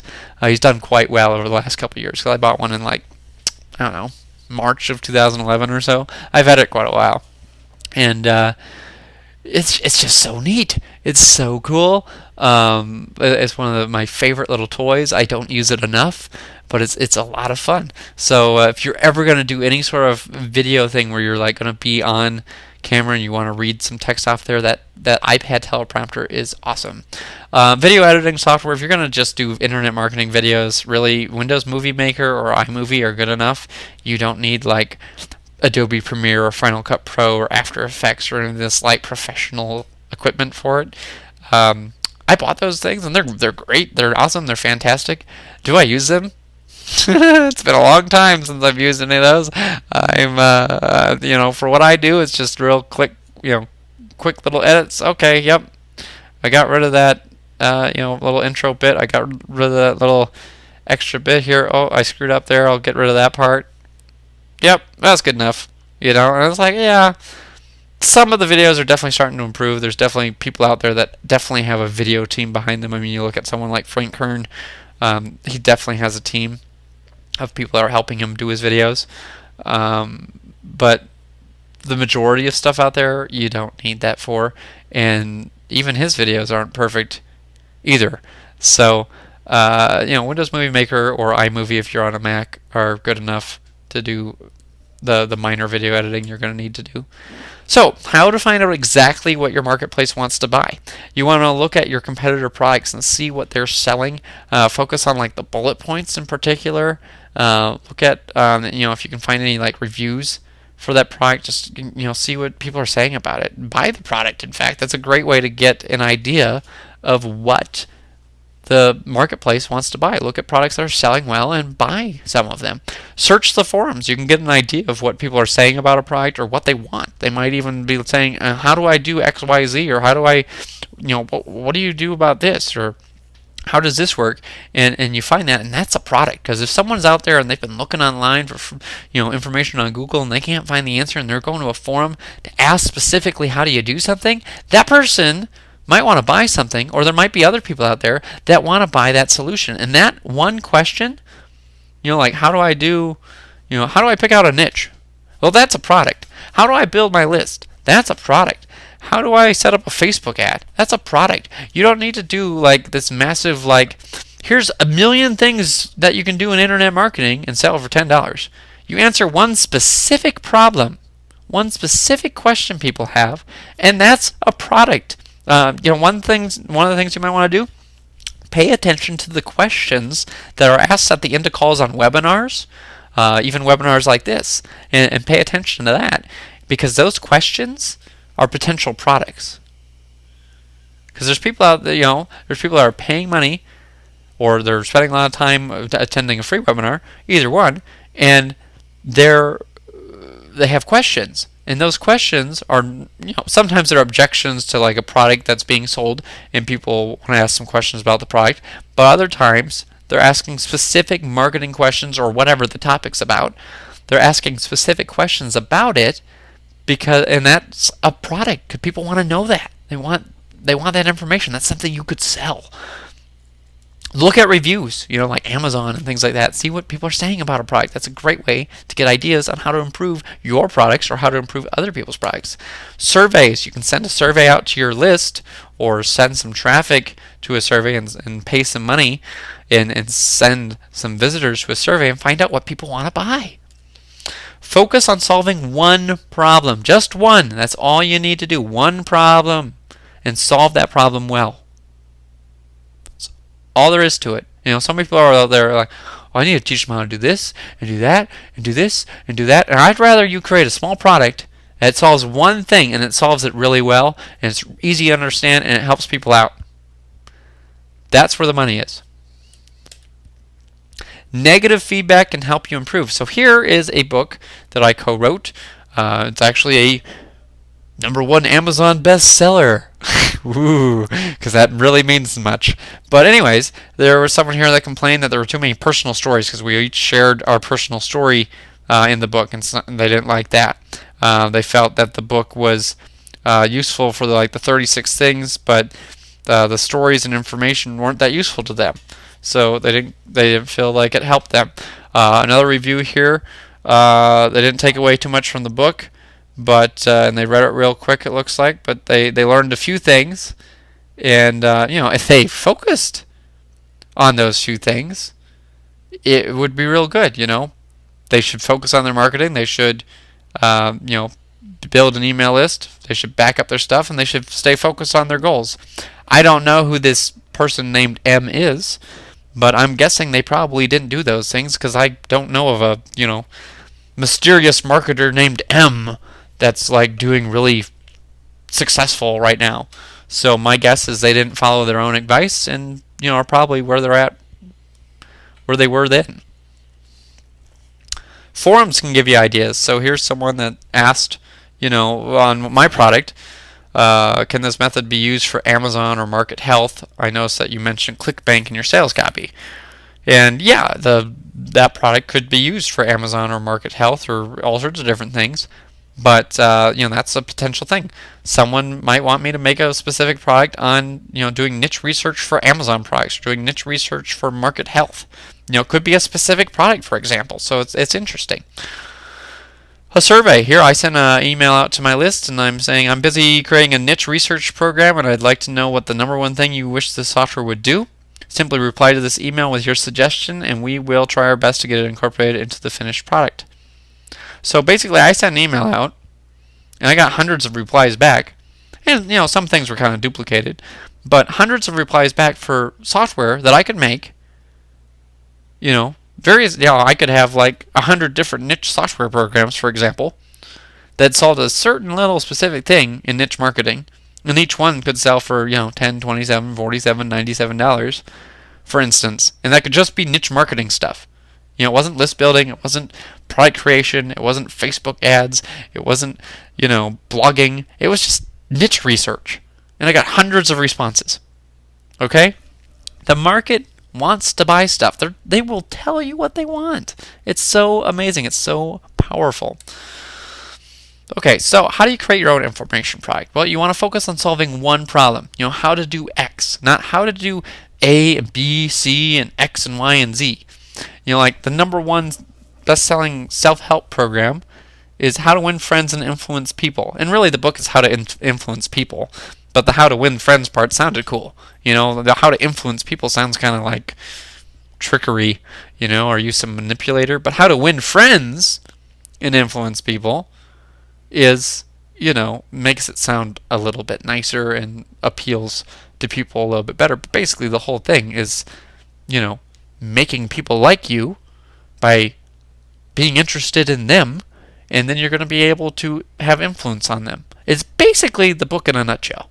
That's basically what it's about. It's a fantastic book. If you haven't read it, I wholeheartedly believe you should. It's one of my most favorite books. I read it at least once a year, and I've done it for many years. I love that book. It's phenomenal. And every time I read it, I get a different take on it, and it's just great. So if you've read it, read it again. Make it consumable and actionable. So, for instance, my niche marketing checklist is very consumable. It's very actionable. It shows you step by step what to do. You check this site, then you check this site, then you check this site, then you check this site. People can do that. That's consumable. It's actionable. People can take action on that. They can accomplish that goal. Now, you can do it yourself, and you could, write a product out. You could make software if you know how to program.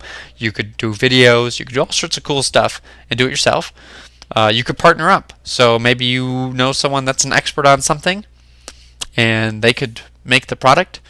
Like you might be able to partner with someone in your community, and maybe you have let's say you want to get in the golf niche.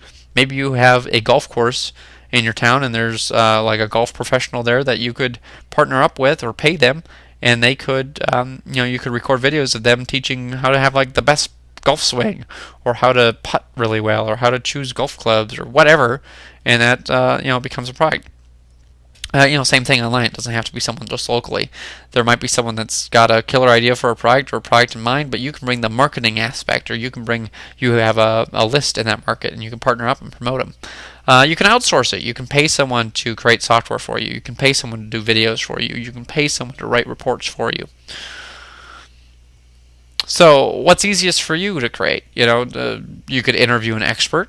That's pretty easy, as long as you're willing to go out there and connect with these gurus and experts, and you're not afraid of them. There's so many people that are just afraid to talk to people, and if you can get over that fear and you can have some sort of value, you're going to want to have some sort of following or email list, really, in order to interview a lot of these guys. But most people are going to say yes. Most people are going to say yes right off the bat. I've turned down a few of them, or I've kind of made it difficult for some people because just time restraints. But most of the time I say yes, and a lot of people are pretty open to it. Screen capture videos. If you got Camtasia or ScreenFlow, I think there's another one. It's like Screencast-O-Matic. I don't know how much that one is, but that's another one I'm seeing fairly often. Jing lets you do videos for 5 minutes at a time, so that'd be real short, real actionable stuff if you can only do 5 minutes per recording. But screen capture videos are hot sellers. People love them. They have a very high perceived value. They're awesome, and it's so easy because you just show people kind of over your shoulder how you do something. Anyone can do this. This is I think it's like the easiest method. The interviewing thing's great, but you got to get your schedules right, and you got to know the person, you got to connect with them, and you got to figure out what you want to ask them. And I mean, that can be all done with surveys and doing a little bit of research, but There's a much more higher perceived value, I believe, from doing a screen capture video and showing step by step how to do something. Ebooks and short reports, you want to preferably have this with screenshots that show, that go along with it and show how to do something with what you're doing, or maybe it's not something internet marketing and you have some video or some pictures, some pictures that go along with what you're saying. That just makes it a little bit easier for people to consume the content.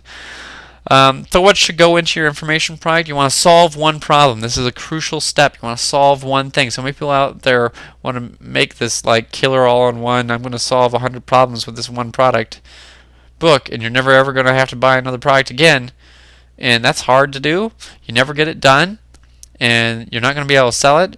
And when you do sell it, it's going to be harder for you to sell other stuff. So solve one problem at a time. One problem, one solution. That's what I want you to focus. That's my main takeaway from tonight's call. One problem, one solution. I want you to focus on that. Give them one solution. It's a proven model, and it sells a lot easier. So it's a lot nicer to just solve one thing and solve it well. Make it easy to consume. Have it so they can start digesting this information within minutes. They start getting to the meat of the program really quickly, so they know that this is something they can take action on. Make it step by step, break it down, make it simple, make it so your mother or your grandmother or your next door neighbor or your kids could understand it. And if you do that and you make it easy and you make it step by step and people can consume it, more people are gonna take action on it. Case studies do well. How I made XYZ with blogging or whatever, and people love that. People just eat that up. How to package your info products. So you want to see what your competition does. Is your competition doing like home study courses? Well, maybe that's something you want to do. Are they doing CDs? Maybe that's something you want to do. Are they doing digital products? That's where a lot of the market is. That's great. Are they, are they doing like live training courses? What are they doing? What can you do? What can you model? I would recommend starting with like a recording of something. So like a screen capture video or like a short report. Whatever you feel is easier to do, or even an interview, I would recommend starting with that. You can do that in most markets, and that does quite well. Make it really easy to consume. Make it super easy for them to get started. Make it very actionable. Give them step-by-step action things that they can do, so they can take action and apply it. Because, for instance, if you teach someone to make money, more than likely they're going to buy more stuff from you on how to make more money. Same thing goes with, if you're going to teach someone how to train their dog, and you've got another product out on how to do XYZ with your dog, they're going to buy it. And it's just how it is. If people can take action on it and they can apply the concepts and they see results from it, they're going to be much more likely to buy more stuff from you. The bite-sized chunks, solve one problem, one solution. That sells a lot better. There's also a lot of potential things to upsell those customers because there's always something else to train them on. For example, even in this is a very in-depth course, but each one of these topics could be a separate 8-week training program because there's just so much to learn. My focus here is to give you the real meat, the real important stuff, so you can focus on that, and you might need to get some more information on some specific topics, but you're going to have a real good overview of what you should be doing, and you have real actionable content that you can take action on, and you got me to help you out personally, and it's like, well, that's what the plan is, because really, I can't condense 15 years of trial and error into just a couple hours. It's impossible. I could talk about any of these topics for days upon days upon days, and there'd still be stuff that either I know or I've forgotten that I couldn't share with you. And that's just how it is. That's life. Okay? But my goal here is to give you the stuff that's absolutely crucial, absolutely critical, so you can get started, get things going, get to that next step, start making money online. That's really what my goal is. And the product funnel here. This is a crucial thing. Most people don't ever think about this. Basically, how it is you got like a free product to up to $27, and this is kind of what of the method. What is an email list? And that's what you get people to kind of sign up for or buy something cheap. Then you got like the how-to. So this is like a $10 product to like a $500 product, and it might be like case studies, it might be some step-by-step training, might be some videos, might be some short reports. Kind of shows you how to do it. Most of them are going to be low priced, but there's going to be some higher ticket stuff. Then you got your real high end. This is where the bulk of your money is going to come from. This is doing, training, coaching, seminars, one-on-one. This is between like 500 and 5,000, and it could be even more. I mean, there's people out there that have, excuse me, they've got programs that are, $10, $20, $50,000, $100,000 a year programs. I mean, there's some very expensive training out there for things, and people pay it, and it's a different marketplace, and it's very phenomenal. It's very interesting, but really, you're going to want to focus on these low ticket products for now, and start getting people in your funnel. And the reason the funnel goes in this direction where it's a pyramid that's like inverse is you have more people that can afford to get stuff at this free to $27 mark. Then you get a little bit less people that can afford these higher end programs, and even less people that can afford the real high ticket stuff. But really, the people that actually succeed online are ones that invest in this. People that invest in this and invest in this don't really make it. But this price point, people that invest in this training, coaching, seminars, one-on-one, group coaching, things like that, home study courses, things like that, these are the people that actually succeed. This stuff, some of it works, but there's just so much left out that you can't figure it out. And you can't do it, and you buy, 100 different $7 products, and you still don't know what to do, and you just lost a bunch of money, and you would have been better off buying some coaching or training and spending a little bit more, but getting someone who shows you step-by-step what actually works. So how do you price an information product? Well, the method is, these are typically low priced, like $10 or less. Sometimes they're even free just to get people on your list. Basically, you want to get a prospect or a customer on your list that you either break money on, like break even on, or you make a slight profit on. And it might take you, you might have to send out some promotional emails to turn it into a profit and to make some money. Now, how to do it? So this would be like case studies, step-by-step, over-the-shoulder coaching, seminars. This really would vary in your market, but $7 to $97 would be a lot of the kind of the low-end, front-end, and even some of the upsells to get people on your list and get people to take action, like a one-time offer on something after they've bought an initial product. And then it goes up to multiple tens of thousands, 100,000 plus, depending on what it is and what you're doing.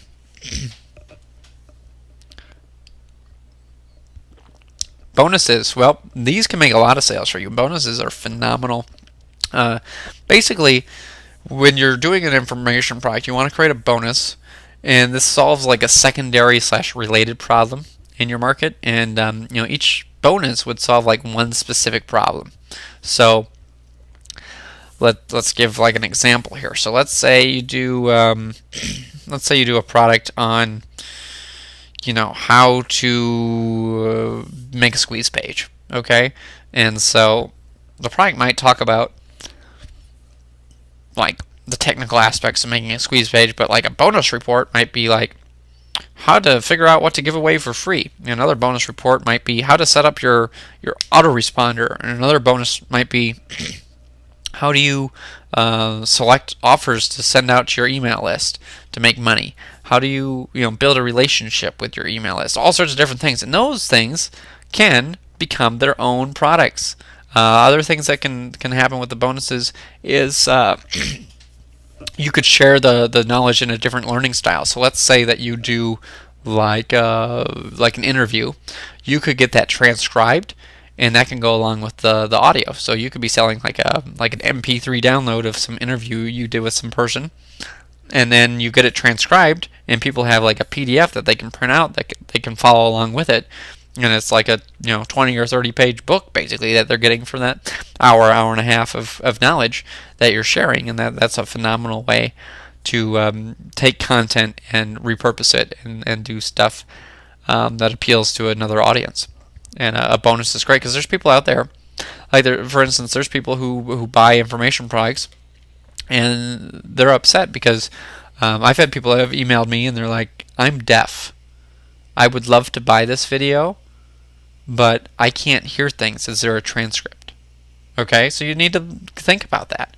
There are people out there that have, disabilities, have other things. I have people that are blind that have bought from me, and they've asked me, hey, is this short report, do you have like a companion audio that goes with it, or a video I could listen to?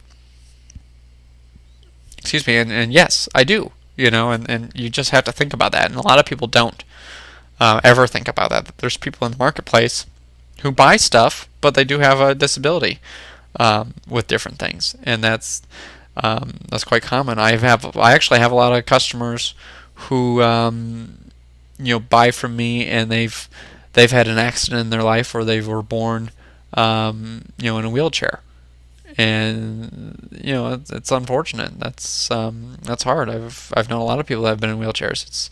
It's not easy to do. Alright, I assume you guys would love to learn some cool stuff that I picked up at the Traffic and Conversion Summit. This is some information from Digital Marketer, which it's basically Ryan Dice, Frank Kern, Perry Belcher, a lot of the big name guys are part of that company. They do over $30 million a year. They focused on these 5 things in 2013, and it boosted their revenues by 238%. So, let's share those things with you. They talked about 5 things that were really critical. One is a lead magnet, and I'm going to go in more depth on each one of these. The next one is a tripwire, then a core offer, then a profit maximizer, and a customer return path. And we're going to talk about each one of these items. But first, let's do a little bit of math. 80% of your income is going to come from 20% of your customers. So this is why this is really important for you to listen to. According to Digital Marketer, let's say that I made a typo. Let's say that you had a squeeze page and you got 10,000 opt-ins, 10,000 people to opt into your list. 2,000 of them, about 20%, well, that is 20%, will buy, and that's a $7 product. Okay, and I mean your conversions might vary, but if you have a decent squeeze page and a decent sales page, you might get 20%. So that'd be 2,000 people to buy that $7 front-end product. Then 400, which is 20% of the 2,000, will spend $47. Now most marketers, they're concerned with the $7 product. They don't think about anything else. That $7 product, that's what I'm going to make. I'm not going to make any other products.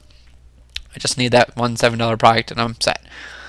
Well, here's a whole bunch more money just by adding the $47 product. Then, on that $47 product, they make another offer. If you've bought 80 people, or 20% of the 400, will buy the $497 product. Now that's a lot of money.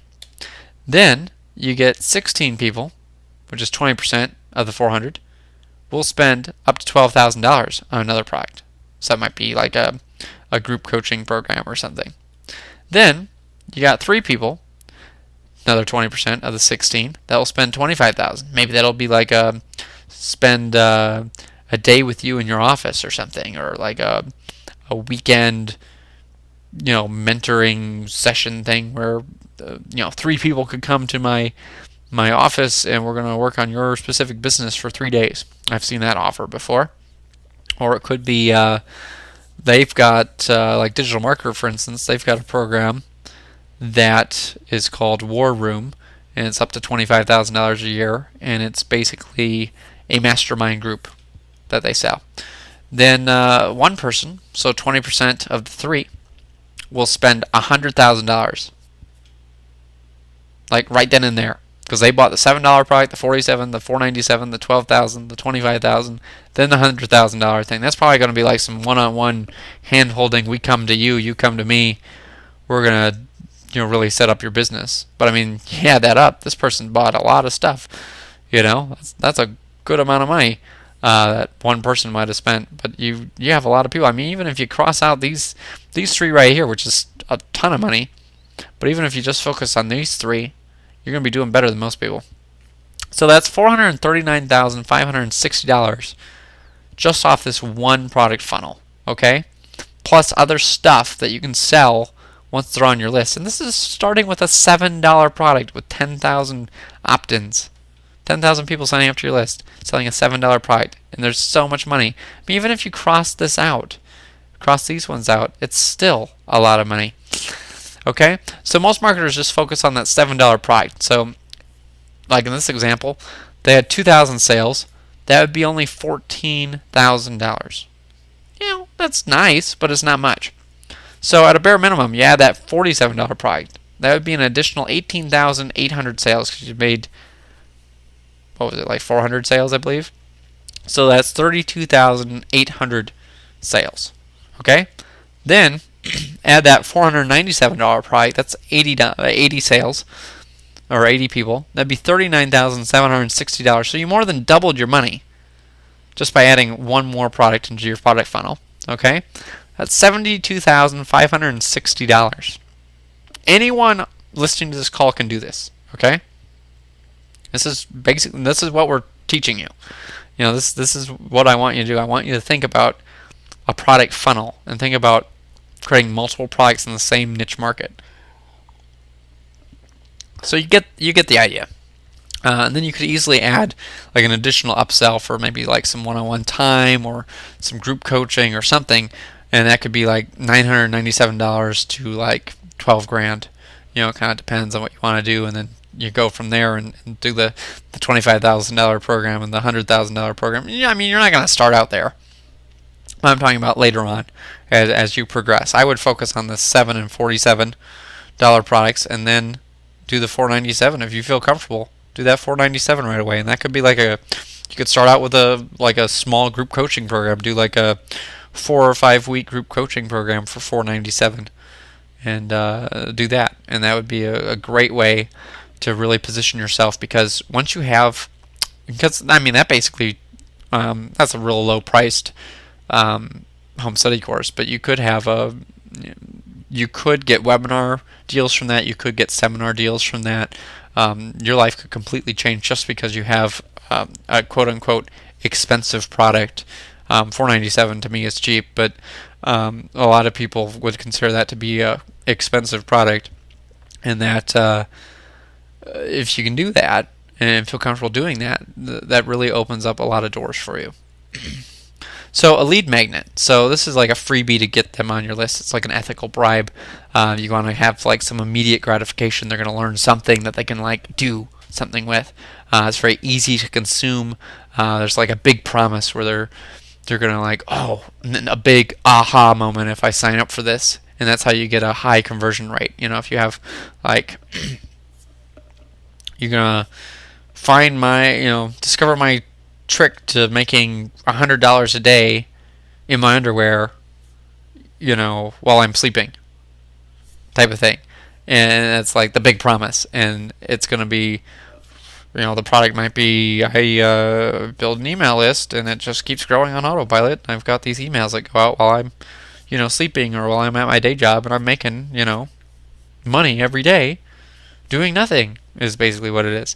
Okay, extremely specific. So I talked about the $100 a day. So maybe it's like I spend 15 minutes a day to make $100 a day, and you can too, type of thing. Videos work better than PDFs for the most part for these lead magnets. So and they're quicker and easier to do for the most part. It's just to record a quick 5, 10, 15, 20 minute video, and that gives people something to do and something to sign up for. It has value. Share something that's going to be useful and teaches people something. Excuse me. So example, I could do like a short video about like the main niche markets that you should be in and why you should be in those, and that could be an example to go with my how to find a profitable niche product. So I could give that out. Discover the 4 main niche markets that you need to be in if you want to be successful on the internet. For example, the tripwire. So this is a low-priced product between $7 and $47. You solve one problem, one solution. That's been the whole purpose of this call, is to talk about the tripwire. I've mentioned one problem, one solution, I don't know, 20 times. It's an irresistible offer. It's going to just really answer a real specific question, that a burning question people have.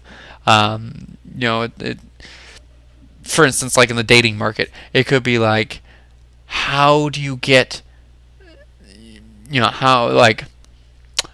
the 3 techniques I use to tell if a woman is interested in me, for example, or how to tell if you should go in for the kiss on your first date. Let's see, another one would be like, how to know if you can bring the girl home to your place, type of thing. That could be, you'd want to sexy it up a little bit, for lack of a better term. I know it's kind of a sexy niche if you want to if you want to go there, but you want to make it sound more interesting than that. But just an irresistible offer that answers a burning question that people have.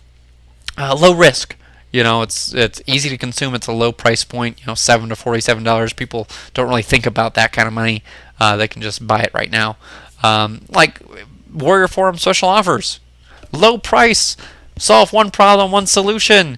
You pay like $7, $17, $27, $47, and you get this product that's, like 20 minutes worth of stuff.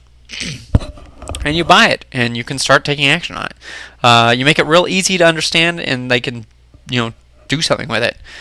So like my PDF checklist for the niche research, that could easily be a tripwire. I could be like, they get the free video for the 4 main niches, and then the tripwire would be like, well, now that you know the 4 main niches you need to be in, discover my niche checklist to figure out what specific niche that you should be a part of. And then I also want you to think about this. This is a crucial element, and this was a constant theme at Traffic and Conversion Summit. Whoever acquires the most customers wins. So if you can outspend your competition to acquire customers, if you can get more customers than them, you will win. And that's what this is about. Winning. Customer acquisition. Helping people out. Because if you can do that, your life changes. Alright, so after the tripwire, they get taken to the core offer. So this is between $47 and $497 in most niche markets. This is the main product that you're going to be selling them. And it goes into a lot more detail and solves the problem that the customer has. So, for my example here with the niche stuff, it could be the training videos. I did like 2.5 hours worth of training videos, and then another like 2 hours of bonus training. And some other bonuses that went along with it, and that could be my core offer, and I could easily up the price on that to say $47 and promote people. So anyone who buys the $7 tripwire of the checklist, they would then get the offer for $47 to get my videos that go along with it, and like 20% of those people would buy. Okay, then the profit maximizer. This would be an upsell for something more expensive, such as a coaching program, a training solution, something that helps people out. Guess what? That's what this is. You are on a home study course coaching program, and this was my profit maximizer for how to choose a profitable niche market. It focuses on what you need to do after you've picked out the niche so you can make it profitable. It's a natural progression. So basically you're seeing this in action with what I've been talking about on the call. Then the return path. This is promoting, other products and services, either mine or as an affiliate. So let's say someone opts in, and then you can recommend the tripwire, so that's $7 product. Then if they bought the tripwire, you have them in another follow-up series, and you can sell them on the core offer. Now, if they bought the core offer, you don't send them any emails on the tripwire, you don't send them any emails on the core offer. You focus on your profit maximizers. So that could be the coaching program, could be some other products and services you have. You might have a seminar or something you could promote them on. You focus on that. Also, if someone has just opted in, or if they have bought the tripwire, or they've bought the profit maximizers, you're going to want to send them to other affiliate offers too, more than likely, if you want to make the most money. And then Also, if they bought the Profit Maximizer, so let's say they bought, let's say you did a group coaching program. If they bought that, you can sell them another thing. So maybe like some one-on-one time would be another Profit Maximizer to make some additional funds. And 20% of those people are going to buy that. And then you do this primarily via autoresponder. You also do stuff through your website. So if, let's say, someone buys a tripwire, excuse me, you send them immediately to the core offer. And if they bought the core offer, you send them immediately to the Profit Maximizer. If they bought that Profit Maximizer, you send them to another Profit Maximizer. Excuse me, I'm losing my voice. So what are we going to cover next week? The exact steps I took to create a #1 best-selling product on the Warrior Forum, how to steal proven sales copy and use it to sell your products, how to create headlines that force people to continue reading your page, how to get testimonials for a brand new product, my proven bullet point formula for more sales, crafting a call to action that gets people to whip out their credit card, and a lot more.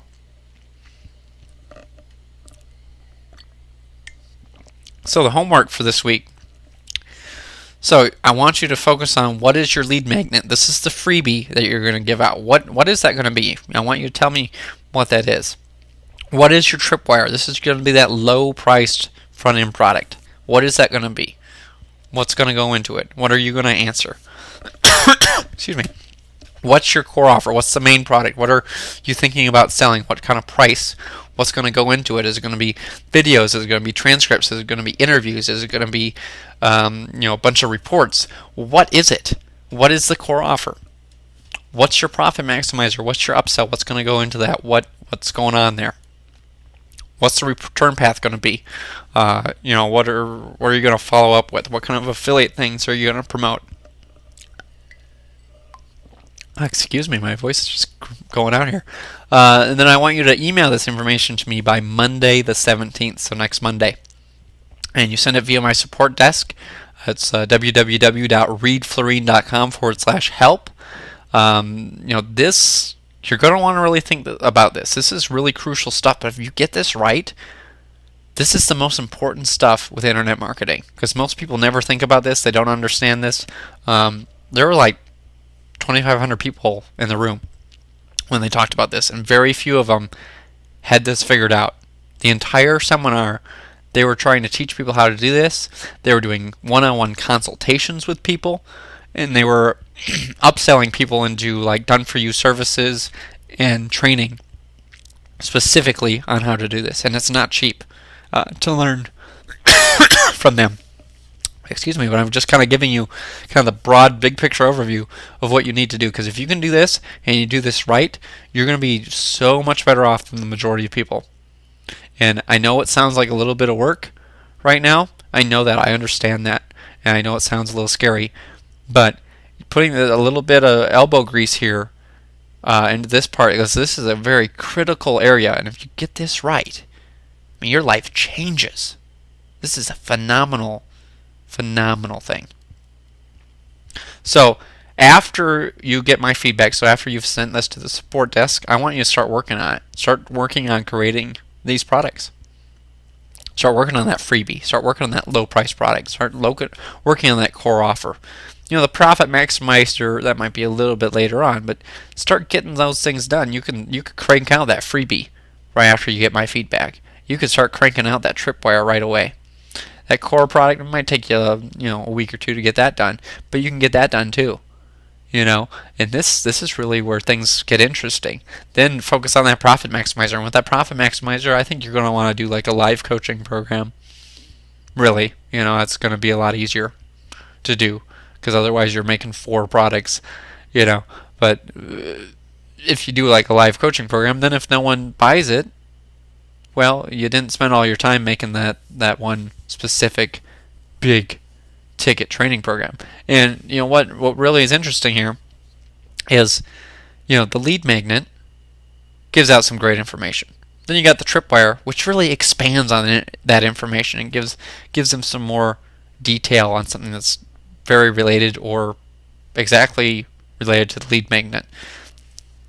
Then you got your core offer, which just goes in more detail and gives them more modalities of learning on that same initial topic for the most part. And the profit maximizer is basically access to you to get more training, more information, and it's all sharing the same information over and over and over again, and you just expand on it and share it in a little bit different way and a little bit more information each time, and that makes things easier for people, and it gives validation to people, because if people go, oh man, the lead magnet said, oh yeah, I need to do that specific thing, and then the tripwire followed along with it, and it just kind of continued with the belief pattern of, oh, that lead magnet thing really works, that freebie really works, and this tripwire thing, this low-end product, that gives me some more details, and then the core offer gives them even more details and gets them even further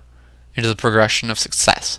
And the profit maximizer really maximizes it, and then you have the return path with some even cooler stuff that they can get. So, excuse me here, I'm going to open up the call for questions, and we'll go from there. So, oh, some of you guys couldn't see my screen. That's too bad. Hopefully the recording turned out.